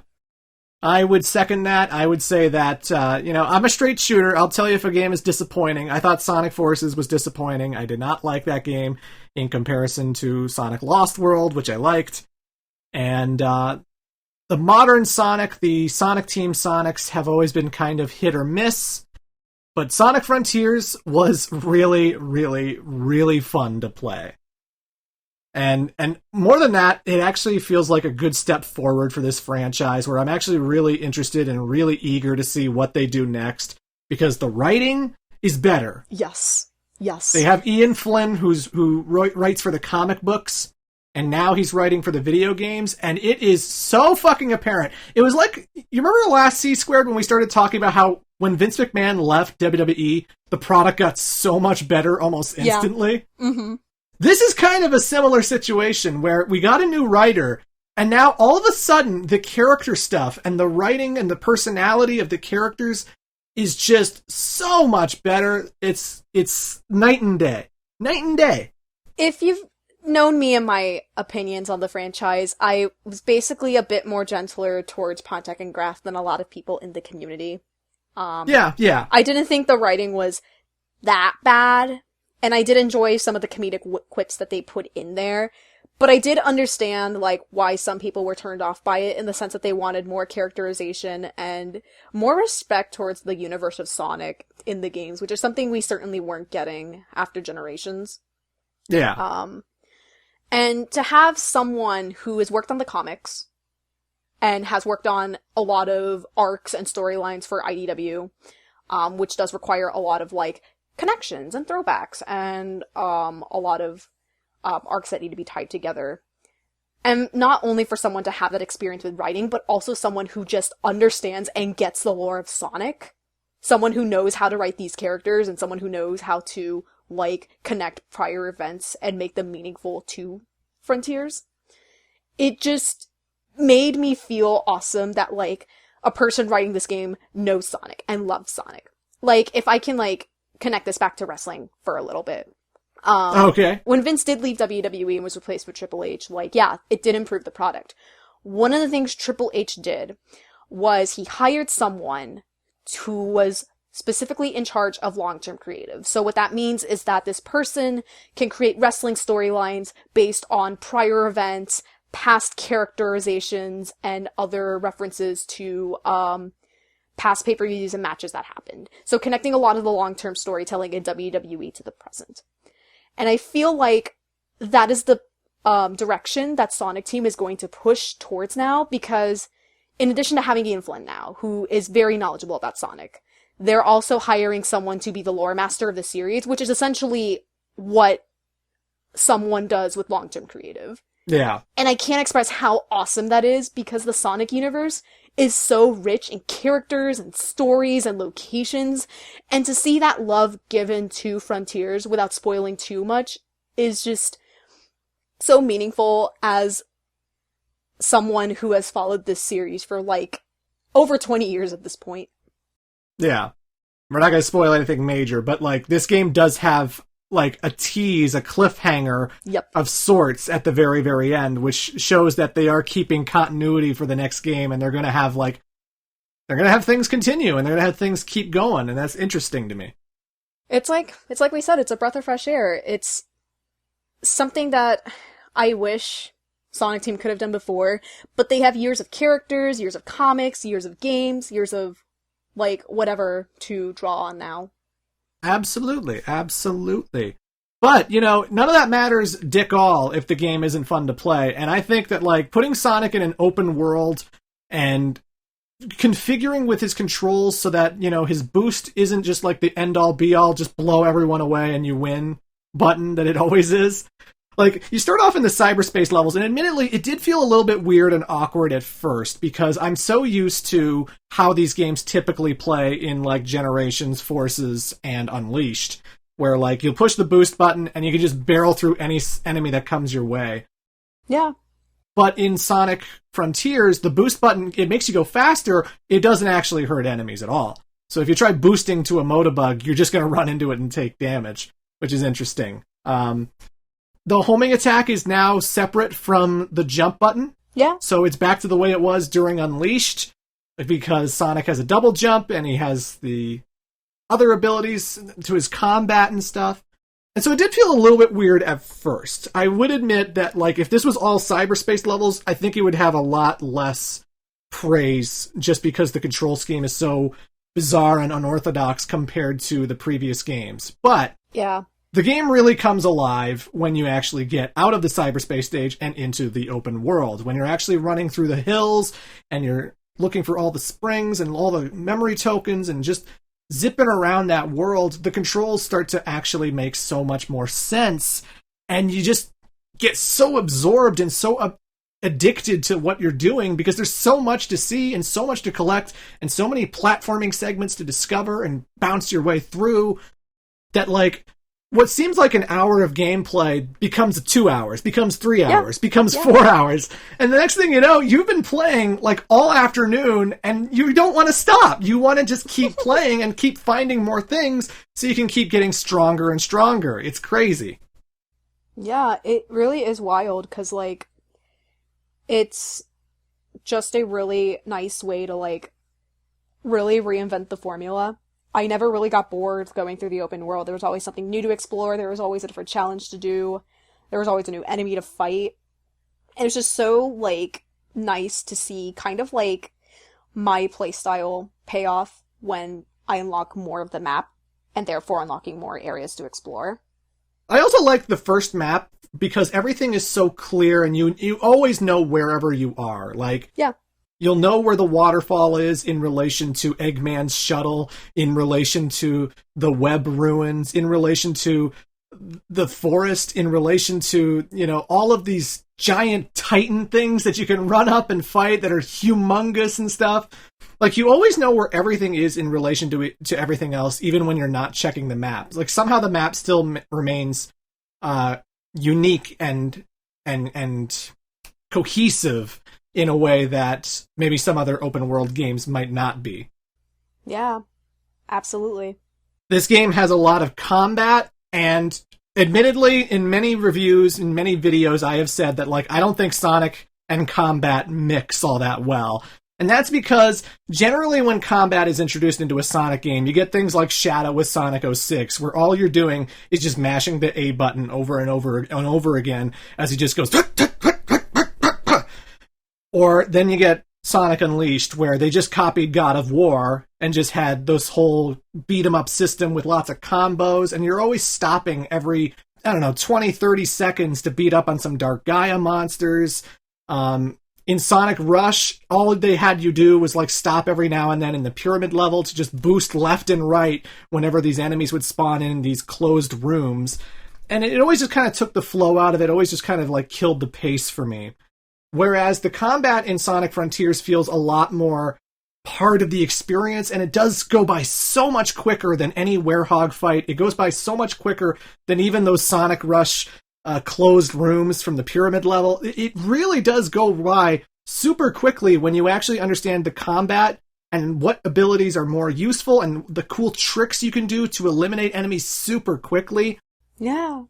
Because you can, like, fucking counter any of the things they do. Like, Sonic has a parry move. Yeah. So, like, you hold the shoulder buttons and he'll brace himself for any incoming attack, and then he can just, like, reflect, and you can do, like, a triangle circle ability to just immediately decimate them, or you can hold it off and, like, beat on them while time is going in super slow-mo so that you can drain their health really quickly and then activate the triangle and circle motion. Yeah. Killing the enemy super, super quickly. And it gets even better when you, like, level up your attack and defense. Yeah, yeah. And, like, there comes a certain point where, like, you're collecting all these items and you're leveling up, and then you're, like, killing enemies in 1 or 2 hits. And that in itself feels so satisfying. Like, it got to the point where I would just come up to one of those weird regular grunts, and I'd just be like, pa-pa-pa, dead, pa-pa-pa, dead, pa-pa-pa, dead, just, like, immediately circling through them and just pa-pa-pa-pa, just doing so much damage. It was great. Yeah, it really was. Like, it's the best combination of combat in Sonic that I've seen. Which isn't a high bar, honestly, because the only reference point we really have is Unleashed, but... Yeah. You know, it works. But I still prefer it to the Werehog. I still vastly prefer it to the Werehog, because at least you can still run really fast around enemies to paraloop them and, like, make them fly up. At least you can, like, jump in place to shoot a whole bunch of sonic booms at them really, really quickly. You have projectiles. You have ranged attacks you can do, so you don't have to get up close and personal. Like, I would climb the big giant monstrosities that are in the first map, and at first I was having trouble killing it because it would spawn this red laser ring thing around its weak point. Oh, yeah. And anytime I tried to attack it, after I did a combo, Sonic would lower, and then he would hit the laser ring, and your rings scatter very far whenever you take damage. Mm-hmm. And if you have no defense, if you're level 1 defense, you lose all of your rings. Like, if you have 400 rings, they just go back to 0 as soon as you take any damage. Yep. So I would go up there, I'd take damage, my rings would fall off the robot, and then I had nothing, and then I would so easily get hit by the red laser rings, and then, that's it, restart, I have to fight the whole thing all over again. And I was like, shit. But then I leveled up some more. And then I got Sonic Boom, which you get very early, which is I love Sonic Boom. His waves. He just shoots a whole bunch of projectiles in place, and he hangs in the air, slowly lowering to the ground, sort of like Shadow from the Shadow games. Yeah. The Shadow game. And all of a sudden, I had a whole bunch of distance from the red laser rings that I wasn't in danger of getting contacted by them, and I would just go hitting him from afar, and I would break that shit up so quickly, and it just made the combat so much better. It was like, there we go. This is fun. Oh, yeah. But it's such a good gameplay loop, you know? It's like you keep finding all of these different challenges and puzzles in order to open up more parts of the map so you can get more icons warning you about, like, hey, here's some memory tokens, which you need. They're sort of like the stars of Mario, I suppose, where, like, in order to progress the story, you have to talk to your friends. You have to talk to Amy, Tails, and Knuckles, but for whatever reason, they're trapped in this weird digital purgatory, and the only way to access them is to find memory tokens scattered throughout the world, which is good because it incentivizes you to actually do all of the side stuff, to actually explore every nook and cranny, to actually do the platforming segments, because otherwise it's an open world with nothing to do. Yeah. You'll see Amy, and it's like, she needs 20 memory tokens before you can progress her mission. Which is fine. You know, to me, that's like Mario. That's like picking up stars in Mario, except these are much quicker to collect, and there's a lot of them. Like, there's so many on the map that you don't even need to collect all of them. You can collect, like, 200 per map, I suppose. And yeah.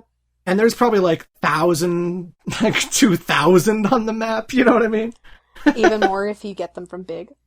There's a fishing minigame in Sonic Frontiers, yeah. It's a lot easier than the fishing that was in Sonic Adventure 1, but it's pretty humorous, the dumb shit that Sonic fishes out of that lake. I know.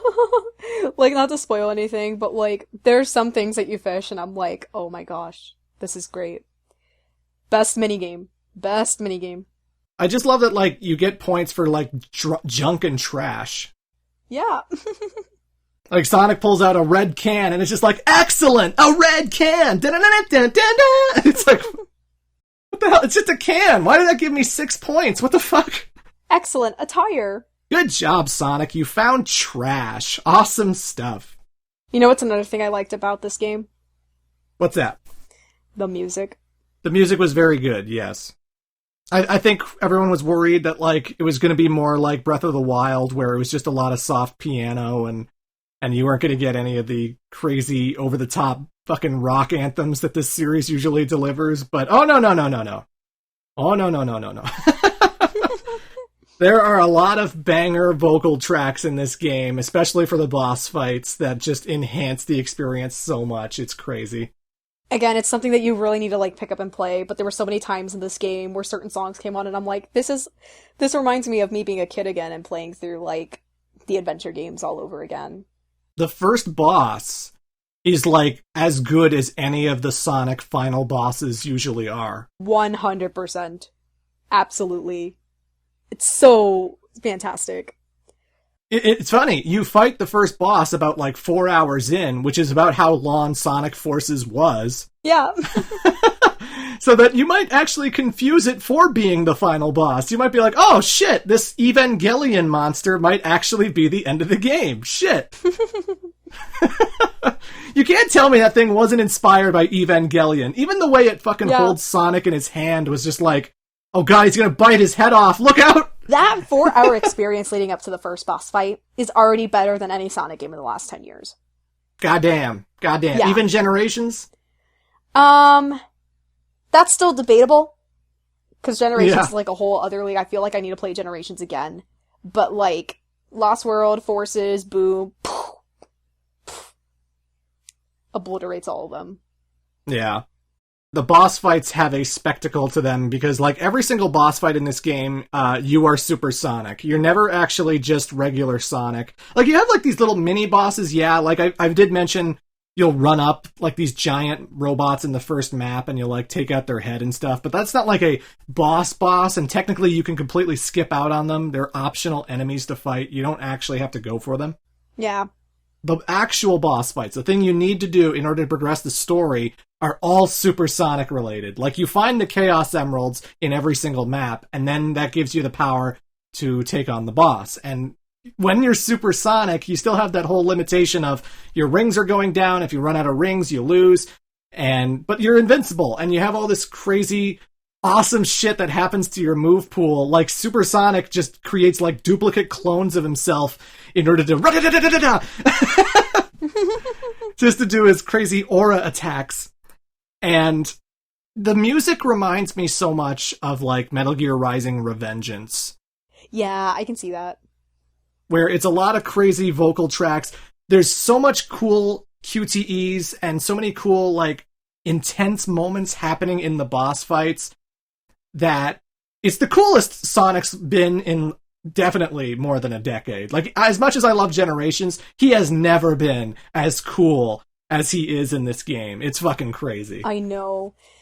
Like, the feeling of being Super Sonic and, like, being able to do those kinds of fights. Like, Sonic's always been cool to me, but, like, here especially, it's a whole other different level, and it really elevates Sonic. It really does. Just the way he dismantles these enemy bosses is so fucking incredible. Like, no. The second boss is, like, this weird, like, fishy, like, long-tailed thing, and Sonic will just pick it up and throw it around like a piece of trash. It's awesome. I love Sonic, y'all. I love Sonic. I love Sonic. It's just nice to see Sonic being able to interact with characters and seeing those conversations be so meaningful. Or add layers to, like, the relationship Sonic has. Because, like, the one thing I liked about the different characters in the Sonic universe is that, like, Sonic always has, like, a different kind of relationship with each person. And that can create some really unique interactions, for Sonic. And I loved how they've really emphasized that in Frontiers. Knuckles isn't just there. He's not just there to be, it's Knuckles. We gotta have Knuckles in the game. It's like, no, they're actually going to try and explore a part of his character that we haven't explored yet. We're actually going to try and talk about his past and him living on Angel Island, being the sole protector of the Master Emerald.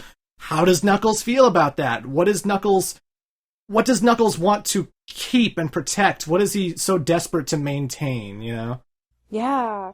I think it's interesting what they do with Tails in this game, where they actually start considering his characterization in the past games and the way he's behaved in the past games to influence his behavior in this one and his worth as a sidekick to Sonic, which is just the fact that I'm even saying this.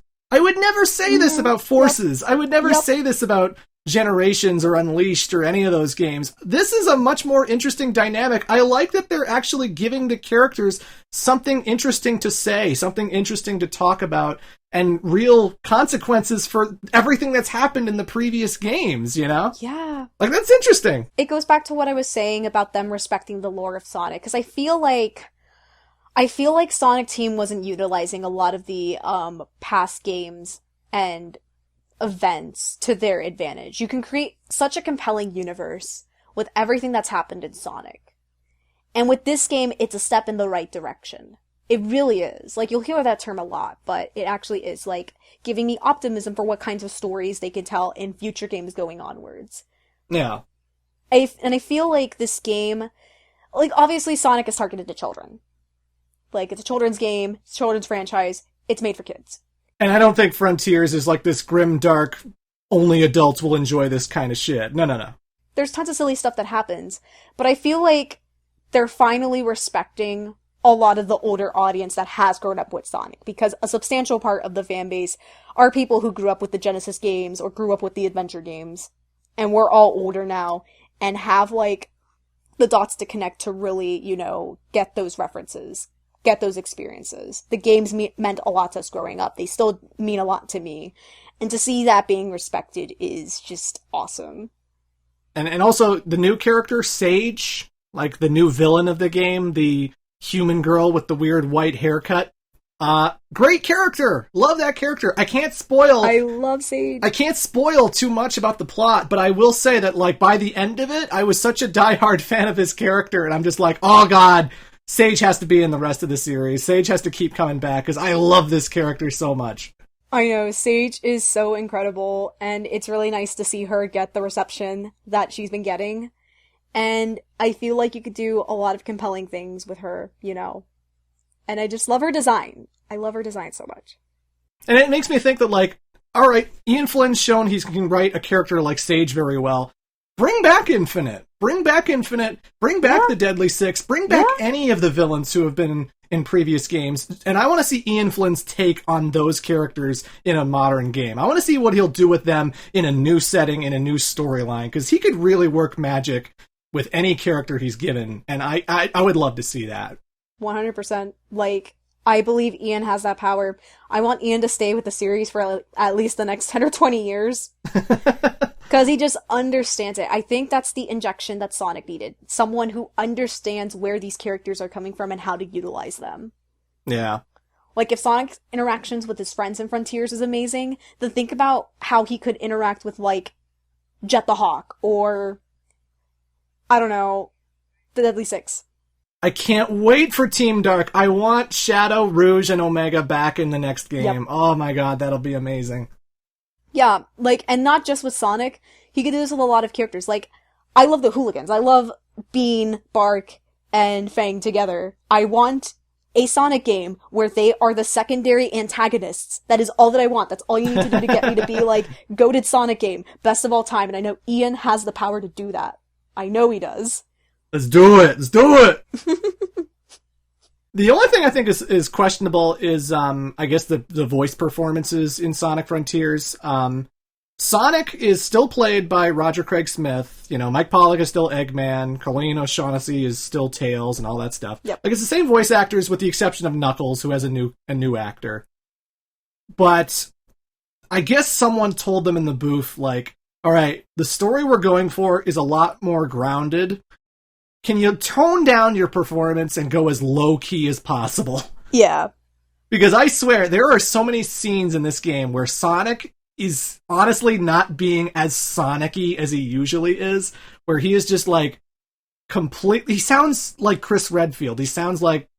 Because it's Roger Craig Smith. He sounds like him doing this Batman voice, or him doing his Chris Redfield voice, but he is inhabiting the body of Sonic. Like, he is very low-key as a performance this time around. And I feel like sometimes that works for the heavier scenes, but I do think there were a few cutscenes in the game where I would have thought, you could do a different take on that. You could do a different take with a better inflection for this scene, because I don't know if that was the right inflection for this particular performance, but... I enjoyed Roger Craig Smith. Like, it did feel like a little awkward at some points, but it wasn't really anything that deterred, like, my enjoyment of him. Yeah. He's my favorite Sonic actor, and I've always felt like that he could really take on this more mature Sonic if he was given the voice direction to do that. So I'm glad that Frontiers, he can really show that off. And it's like I've been telling people, like, he really is, like, a good voice actor. I think he just needs, like, I guess, better direction compared to previous games, and I'm happy to see that here in Frontiers. I don't know, there's a few takes in the game that I think could have had better performances, and I know the actors are capable of it, because I loved their performances in all the previous games. I think if you have darker material, more grounded material, Sonic can still have that Sonic-y voice. He can still have that Sonic-y personality. I don't think it's going to detract from the scene. if he still brings that energy like he used to. And I don't know if it's just that Roger Craig Smith is getting older, but I also noticed Mike Pollock's performance was very toned down as Eggman as well. So, it kind of depends, I guess. I think that the energy could be a little bit higher in some of the cutscenes, but that's just me. Yeah. Other than that, I think everyone did a great job with their vocal performance. Definitely a step up from the previous games, and obviously something very different, which is always nice. Yeah. This whole game is something different, which I appreciate. I love this game. I really do love this game. It's the best Sonic game I've played since Generations. I remember when Sonic Lost World came out, there was the Zelda DLC, and it was so interesting playing Lost World's gameplay in a big open field. That whole opening section where you're collecting rupees and spin dashing through bushes and stuff. I was like, I want a whole game like that. And then I played the Lego Dimensions DLC, which had Sonic Dimensions. And he has this whole hub world thing where he has this big hub world you can run around and go through Ice Cap and Green Hill and Chemical Plant, but you could go through it as a big open world and you're really, really fast. And I remember I would just get addicted to that portion, just zipping around, jumping from big distances and just having fun being Sonic. This, to me, Sonic Frontiers, feels like the Spider-Man 2 of Sonic games. Spider-Man 2, the video game, specifically.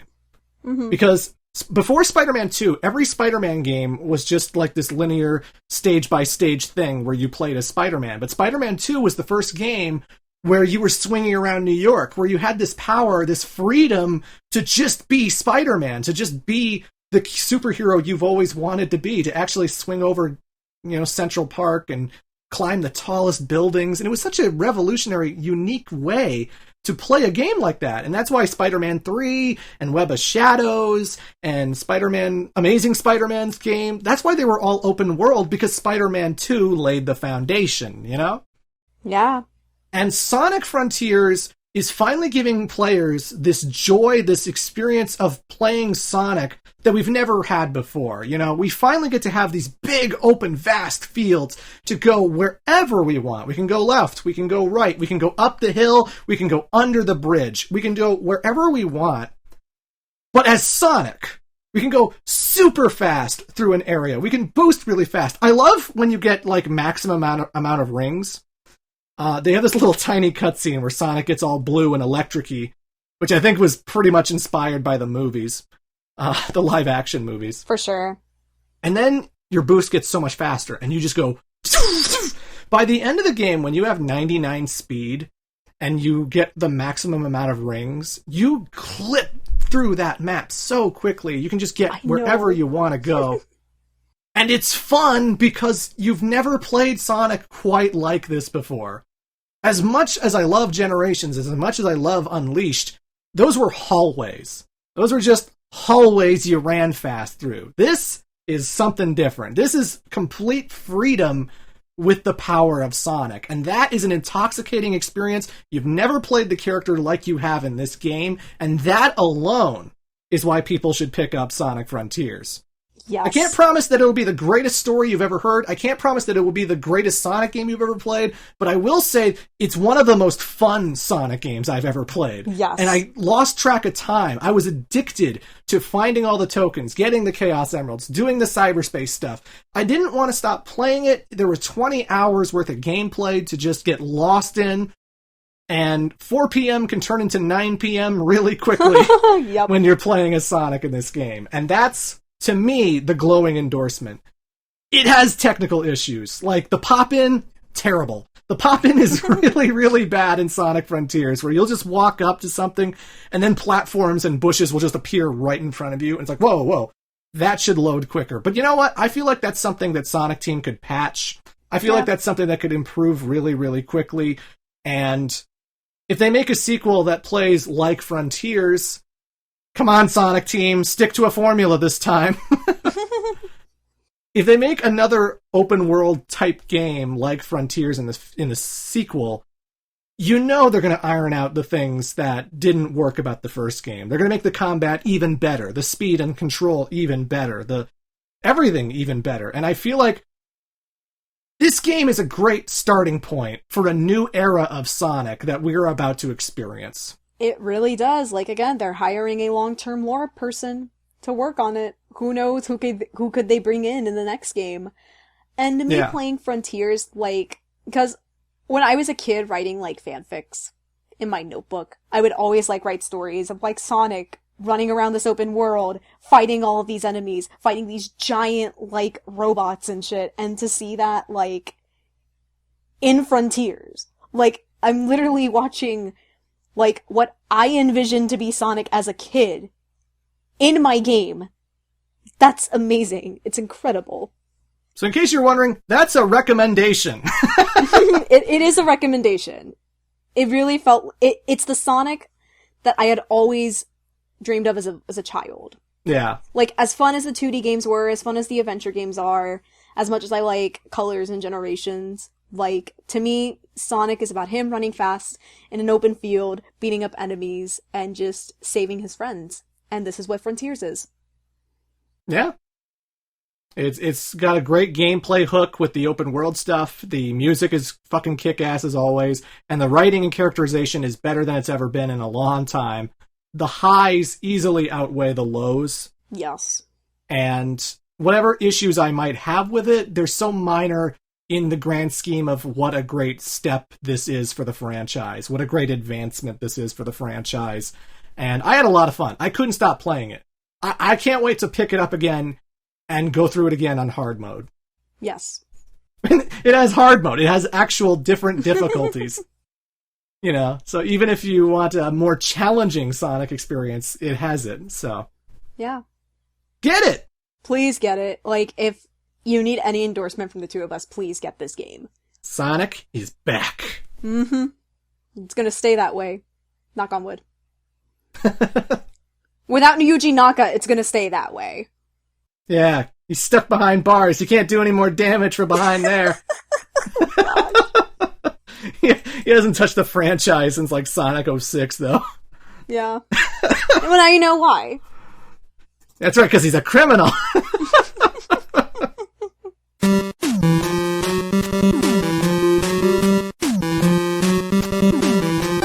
It's question time! Hello, everybody! So, since the last C-Squared, I have started up a Patreon! I have a Patreon, so now my fans can support me any way they see fit, give me money so I can make these videos a lot quicker, and I'll have financial security and all that stuff. My highest backers of the highest tier, Clement Fanatics, are allowed to send in questions to C-Squared now. And so we got a whole bunch of questions from our patrons, and we're going to read them and answer them effectively. How about that? Sounds good. Give me those questions. All right, first up is from Styler. If you had to rank every Final Fantasy game, what would your ranking be? So my favorite Final Fantasy is 10. It's definitely my favorite JRPG of all time. After 10 would be 6, 7, 14, 4, 10, 2, 9, 8, 1, and 2. As far as games that I've played, that's basically my Final Fantasy ranking list. And I would go 7, that's always been the GOAT for me. Mm-hmm. Then 10, then 6, then 5, then 14, then 4, then 8, then 9, then 15, then 1, then 12, then 3, then 2, and then 13. 13's all the way at the bottom. Yeah. So yeah, thanks for the question, Styler. Thank you. Robert Sikripiek. I don't know how you say that final name. I'm sorry. Okay. I have a question for Caro and Clement. Caro, as a noted wrestling fan, I just want to know your opinion on the madman known as the Ultimate Warrior. And Clement, as someone who's followed your channel since the Sonic 06 review, I have this incredibly inoperant and not at all silly Wings question. You'd think that people would have had enough of silly love songs. I look around me and I see it isn't so. Some people want to fill the world with silly love songs. And what's wrong with that? I'd like to know, because here I go again. I know you're referencing Wings, the band Wings, and yeah, we should have more silly love songs, but back to Caro's question, what do you think of the Ultimate Warrior? I kind of have a polarizing reaction to the Ultimate Warrior. 'Cause, like, obviously his image and his legacy was important in the 80s and 90s. but there are, like, some things about his personal life that I just can't get past. Unfortunately, this is the case with, like, a lot of the culture in the 80s and 90s, very drug-filled, very, like, very gruesome. And what was that Dark Side of the Ring episode? They're highlighting the comic book that he made. And he made, like, the Destrucity comic. Yeah. I'm just like... It's the Warrior comic. Gosh. And I'm just like, wow. Destrucity. Skrunk.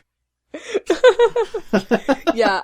I still think him going into the Hall of Fame and then going on Raw and then dying the next day is really haunting. Like, that's still something that has me shook. I'm just like, whoa. Even I took notice of that, because I saw that Raw, and I was just like, when I heard the news, I was like telling my family, like, he was just on TV. He was just on TV last night. It was live.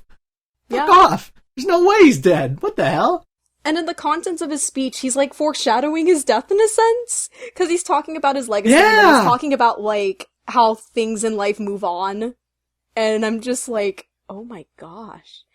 It really puts things into, like, perspective. So when the news broke, I was just like, oh my gosh. The fact that he's able to make up with the WWE and then dies, like, a couple days later. So, yeah, that's basically what I think about him. Thanks for your question. Nagarida asks, is there a video game take so hot that it makes you legitimately angry? Like, no matter how badly you try to tell yourself it's all just opinion, the take that just rubs you the wrong way or is so ludicrous the principle leaves your body? Mine is pretty obvious. It's always Sonic 06. Like, I'm sorry. I try to contain it. I try to be a normal human being about it, but anytime I see someone praise that game and say that it's like, it's not as bad as people say, just my head just starts steaming. My head just starts letting out steam because I just hate hearing that Sonic 06 is respected in any way. I'm sorry. Yeah, I actually had the same answer. So I also feel a very similar way about 06. And like, if you like it, that's okay. That's fine. This is literally like a me thing. That's just for some reason something I just can't get past. I'm sorry. Just don't tell me to my face that it's ambitious. It's not ambitious! It's crap! It's a lazy Sonic adventure, but whatever. Yeah, thank you for your question. Super Nerd 92 asks, what's one game you'd never review or play no matter how many patrons you get? We know it's not Sonic 06. Right now, the only thing I'm not interested in playing for a review is anything by Ubisoft or Activision Blizzard. Because those companies are shit, and they treat their employees like shit, and I don't want to give them screen time right now. Yeah, for sure. The other thing is like maybe Dark Souls games, just because I don't know I'd be able to do that series justice. I'm not really into Dark Souls games, and I feel like people would just find the video pointless if I were to bother, so that's my answer. Thank you for the question. Mm-hmm. Isaiah Clark asks, what are your thoughts on the show Spy Cross Family?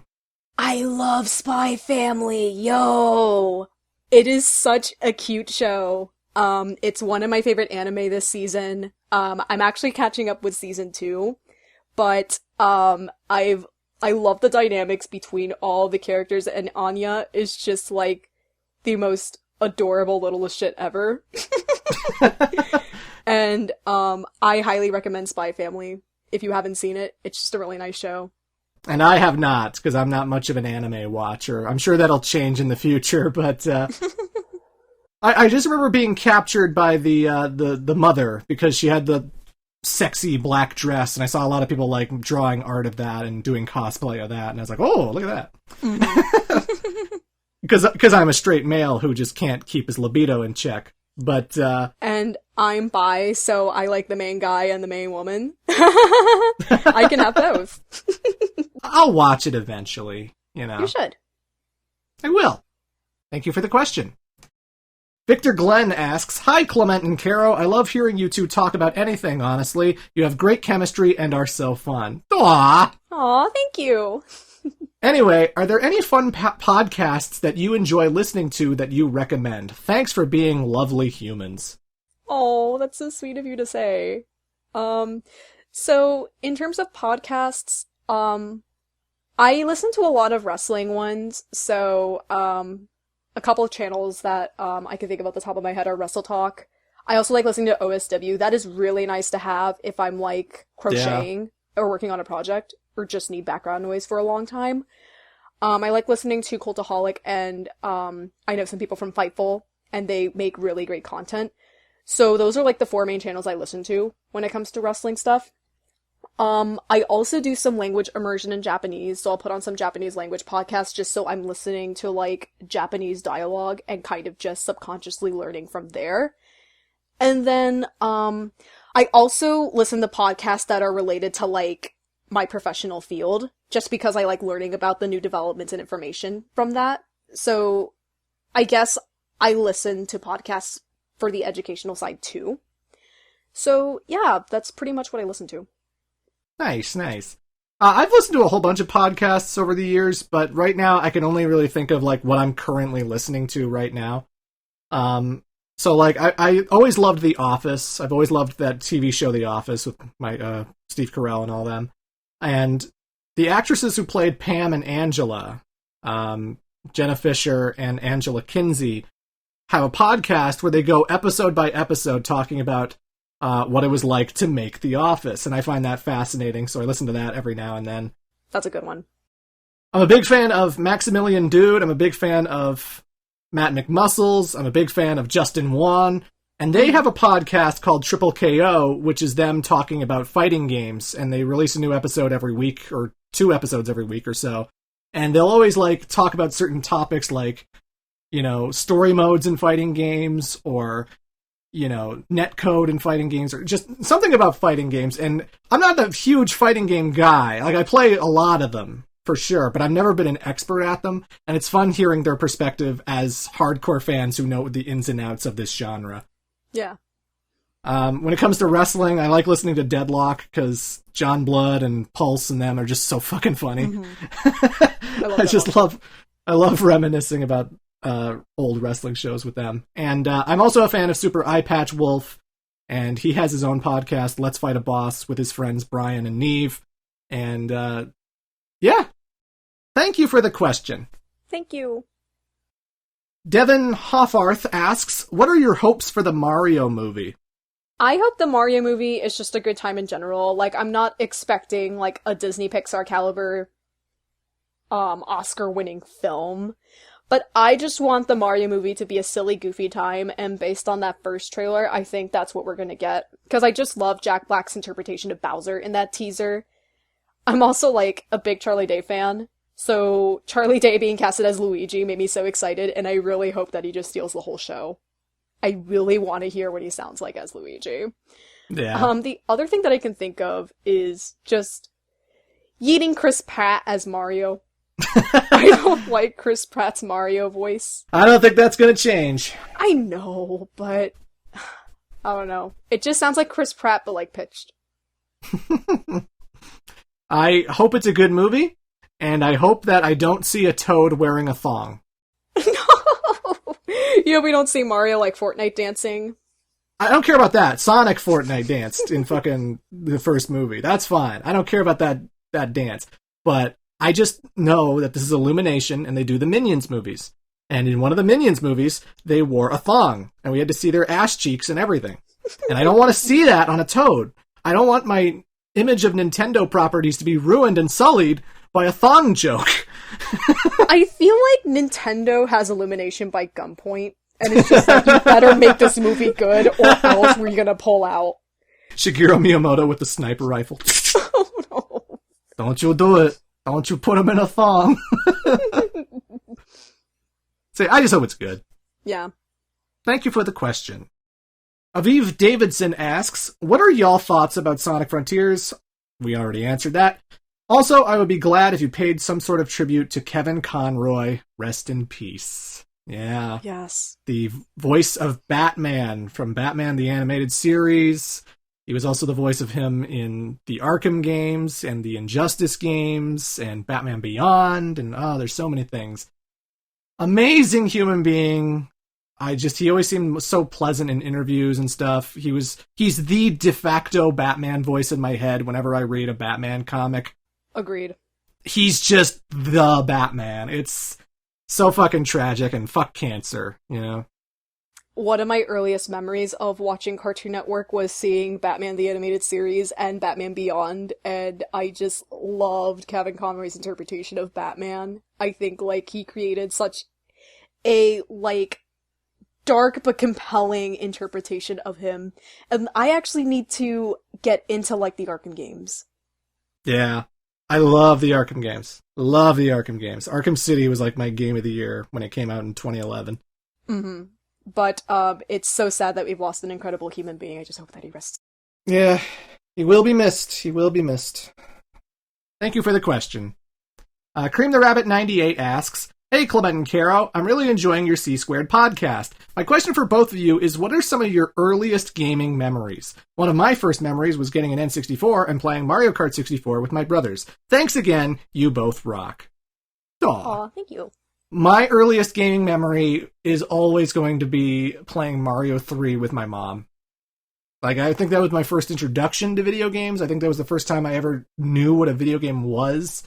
And she held me in her arms because I was on her lap, and we just played Mario, and I picked up the controller, and when I noticed that I could move Mario for the first time, I was like, oh my god! I'm controlling the TV! This is wild! So, I still remember the afternoon my dad came home from work and got us the Sega Genesis with Sonic 2 and Sonic 3. Yeah. And he put in Sonic 2 in the cartridge. I remember playing it with my older brother for the first time, and I was like, whoa, this is so fast! Who's this hedgehog? This is so cool! This is a video game! I love this, Sonic rocks!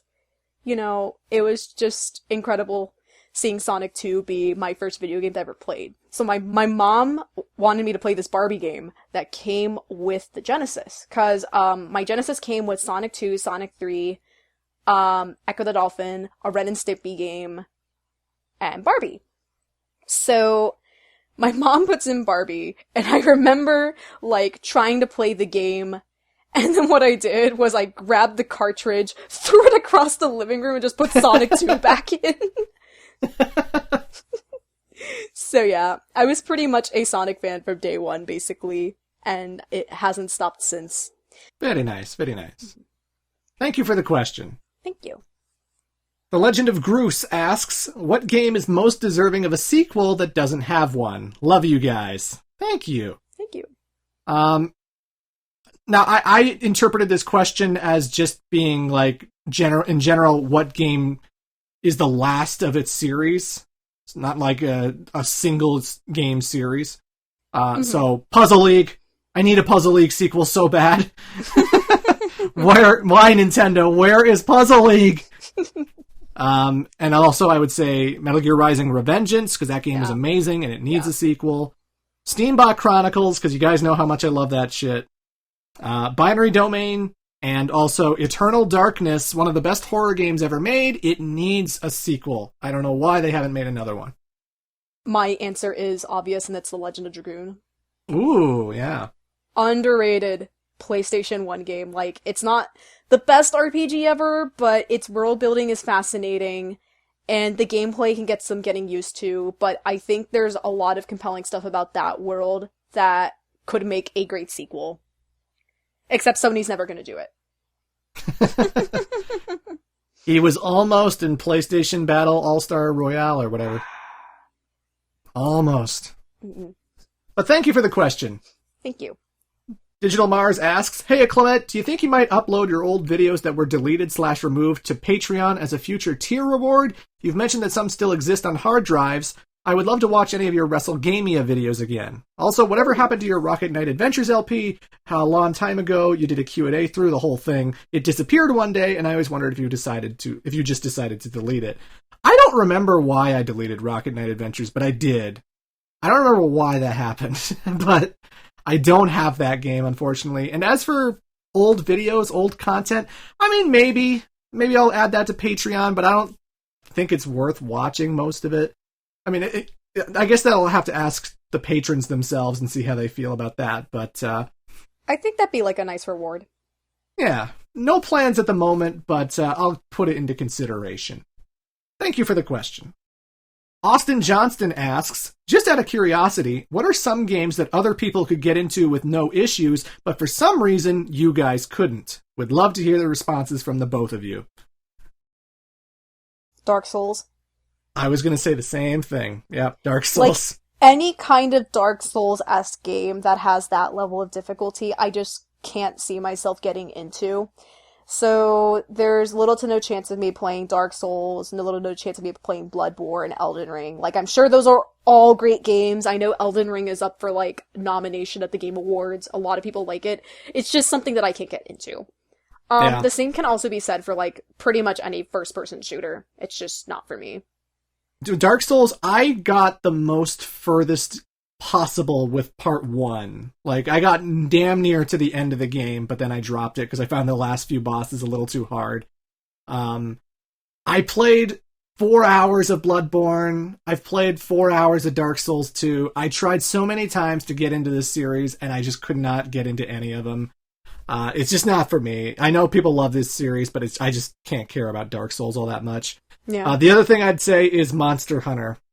I tried Monster Hunter World on my PlayStation 4. I tried other Monster Hunter games. The only ones I really liked was the RPG stories. I need to play that.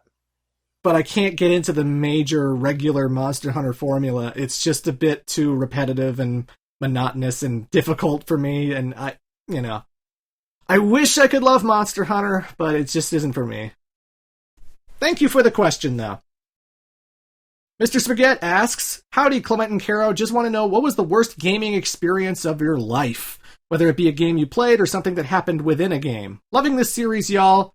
Thank you very much. Duke Nukem Forever. That's the worst fucking game I've ever played in my life. It's worse than Sonic 06. I cannot believe the heinous bullshit that happens in Duke Nukem Forever. It's an unfun game to play. It's annoying. It's just, I was so mad. I was so angry and mad having finished Duke Nukem Forever. I was just like, fuck, I never want to see Duke Nukem ever again. Ever again. Fuck Duke Nukem. I already said it, but it's Sonic 06 for me. I got it on release day. I was so excited to play it. I was 10 years old. I was in 5th grade. Running down to my Xbox 360 in the basement, putting that game in, and then Wave Ocean starts. And I can't get past the Mach Speed section. Sonic's glitching out. He's going in directions I don't want him to go in. This isn't Sonic to me. And then I just keep starting over and over, and I try getting through the levels. It's just not clicking for me. Get into Crisis City. Could not get past that tornado section, so I put it down and actually didn't play it for a while. Yeah. And again, if you like this game, that's totally fine. For me, it just doesn't click. It just doesn't click. But you're a weirdo. Thank you for the question. Thank you. Nick Anderson asks, these will most likely never happen, but if you could ever have one, which story would you like to see wrapped up most? Mega Man X9, ZX3, or Legends 3? Legends 3. No Legends contest. 3. Yeah, I agree. No contest. To me, the Mega Man X story does not need a conclusion, really, because we know what ultimately becomes of the characters thanks to the Zero series. We know that Cyber Elves get introduced, and Cyber Elves end the Sigma virus. So that I don't need that resolution. ZX Advent, I could take the ominous ending of that game to just be that he floods the world and that's it. Like, I don't need to know anything else. Legends 3, though, Volnut's stuck on the moon. I gotta get him off. I need him to be free of that. I want to know what happens with the ancient robots that are waking up and stuff. Like, I gotta know where it goes from here, and I just want Legends to have a conclusion. Basically. I just think there's more compelling storytelling that can be done in a Legends 3, and more questions that can be answered versus the other ones. Yeah. Plus more surfbots. I'm always down for more surfbots. Surfbots make everything better. Mm-hmm. Thanks for the question! Gilly Elfson asks, have you ever played the Metal Gear games? Which one is your favorite? I love Metal Gear. It's a fantastic series, and my answers are probably predictable, but My favorite is Metal Gear Solid 1, with Metal Gear Solid 3 trailing behind just a smidge. It's hard. Sometimes I feel like 3 is my favorite, sometimes I feel like 1 is my favorite, but it's undoubtedly those two. And I have not played a Metal Gear game. That might change soon with this boy, but as of now I have not played any of the Metal Gear games. I want to, though. Thank you for the question. And now our final question from Carithi Moon. What is the correct order? Sock, sock, shoe, shoe, or sock, shoe, sock, shoe? It is sock, sock, shoe, shoe. I agree. I put my socks on first and then my shoes. There's no point in me putting on one sock and then going for a shoe and then just leaving my other leg bare. I need to put my socks on first and then my shoes.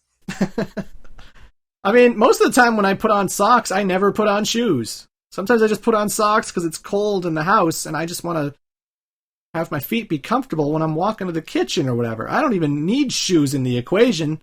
But if I did have to have shoes in the equation, I gotta put both socks on before I put shoes on. Absolutely.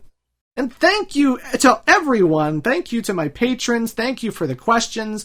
I can't wait to answer more of these things when we get to our next C-Squared episode, whenever that may be.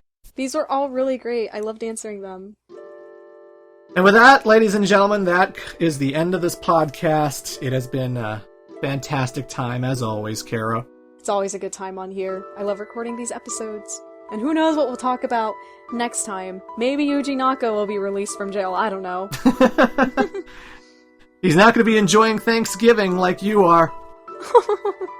But as always, this entire podcast is on Spotify and whatnot. I don't know why I'm announcing this at the end when you've all listened to it. But you can follow us on Spotify, on Google Podcasts and whatnot. I have a Patreon, which you can send questions to this C-Squared podcast, and I will answer them on air with Caro. It's patreon.com/ClementJ64. If you want to see me give a proper review to Sonic Frontiers, it might be worth paying me some money to reach that first goal. You should sign up for it. It's good shit. Hopefully by the time this video goes up, I will also have Galgun uploaded, and wasn't that a weird one? Oh, yes. And now I'm gonna go watch the AEW pay-per-view as of this recording, because the Elite are returning tonight. Kenneth Omega has returned! Fucking finally. But yeah, bye everyone. Toodles.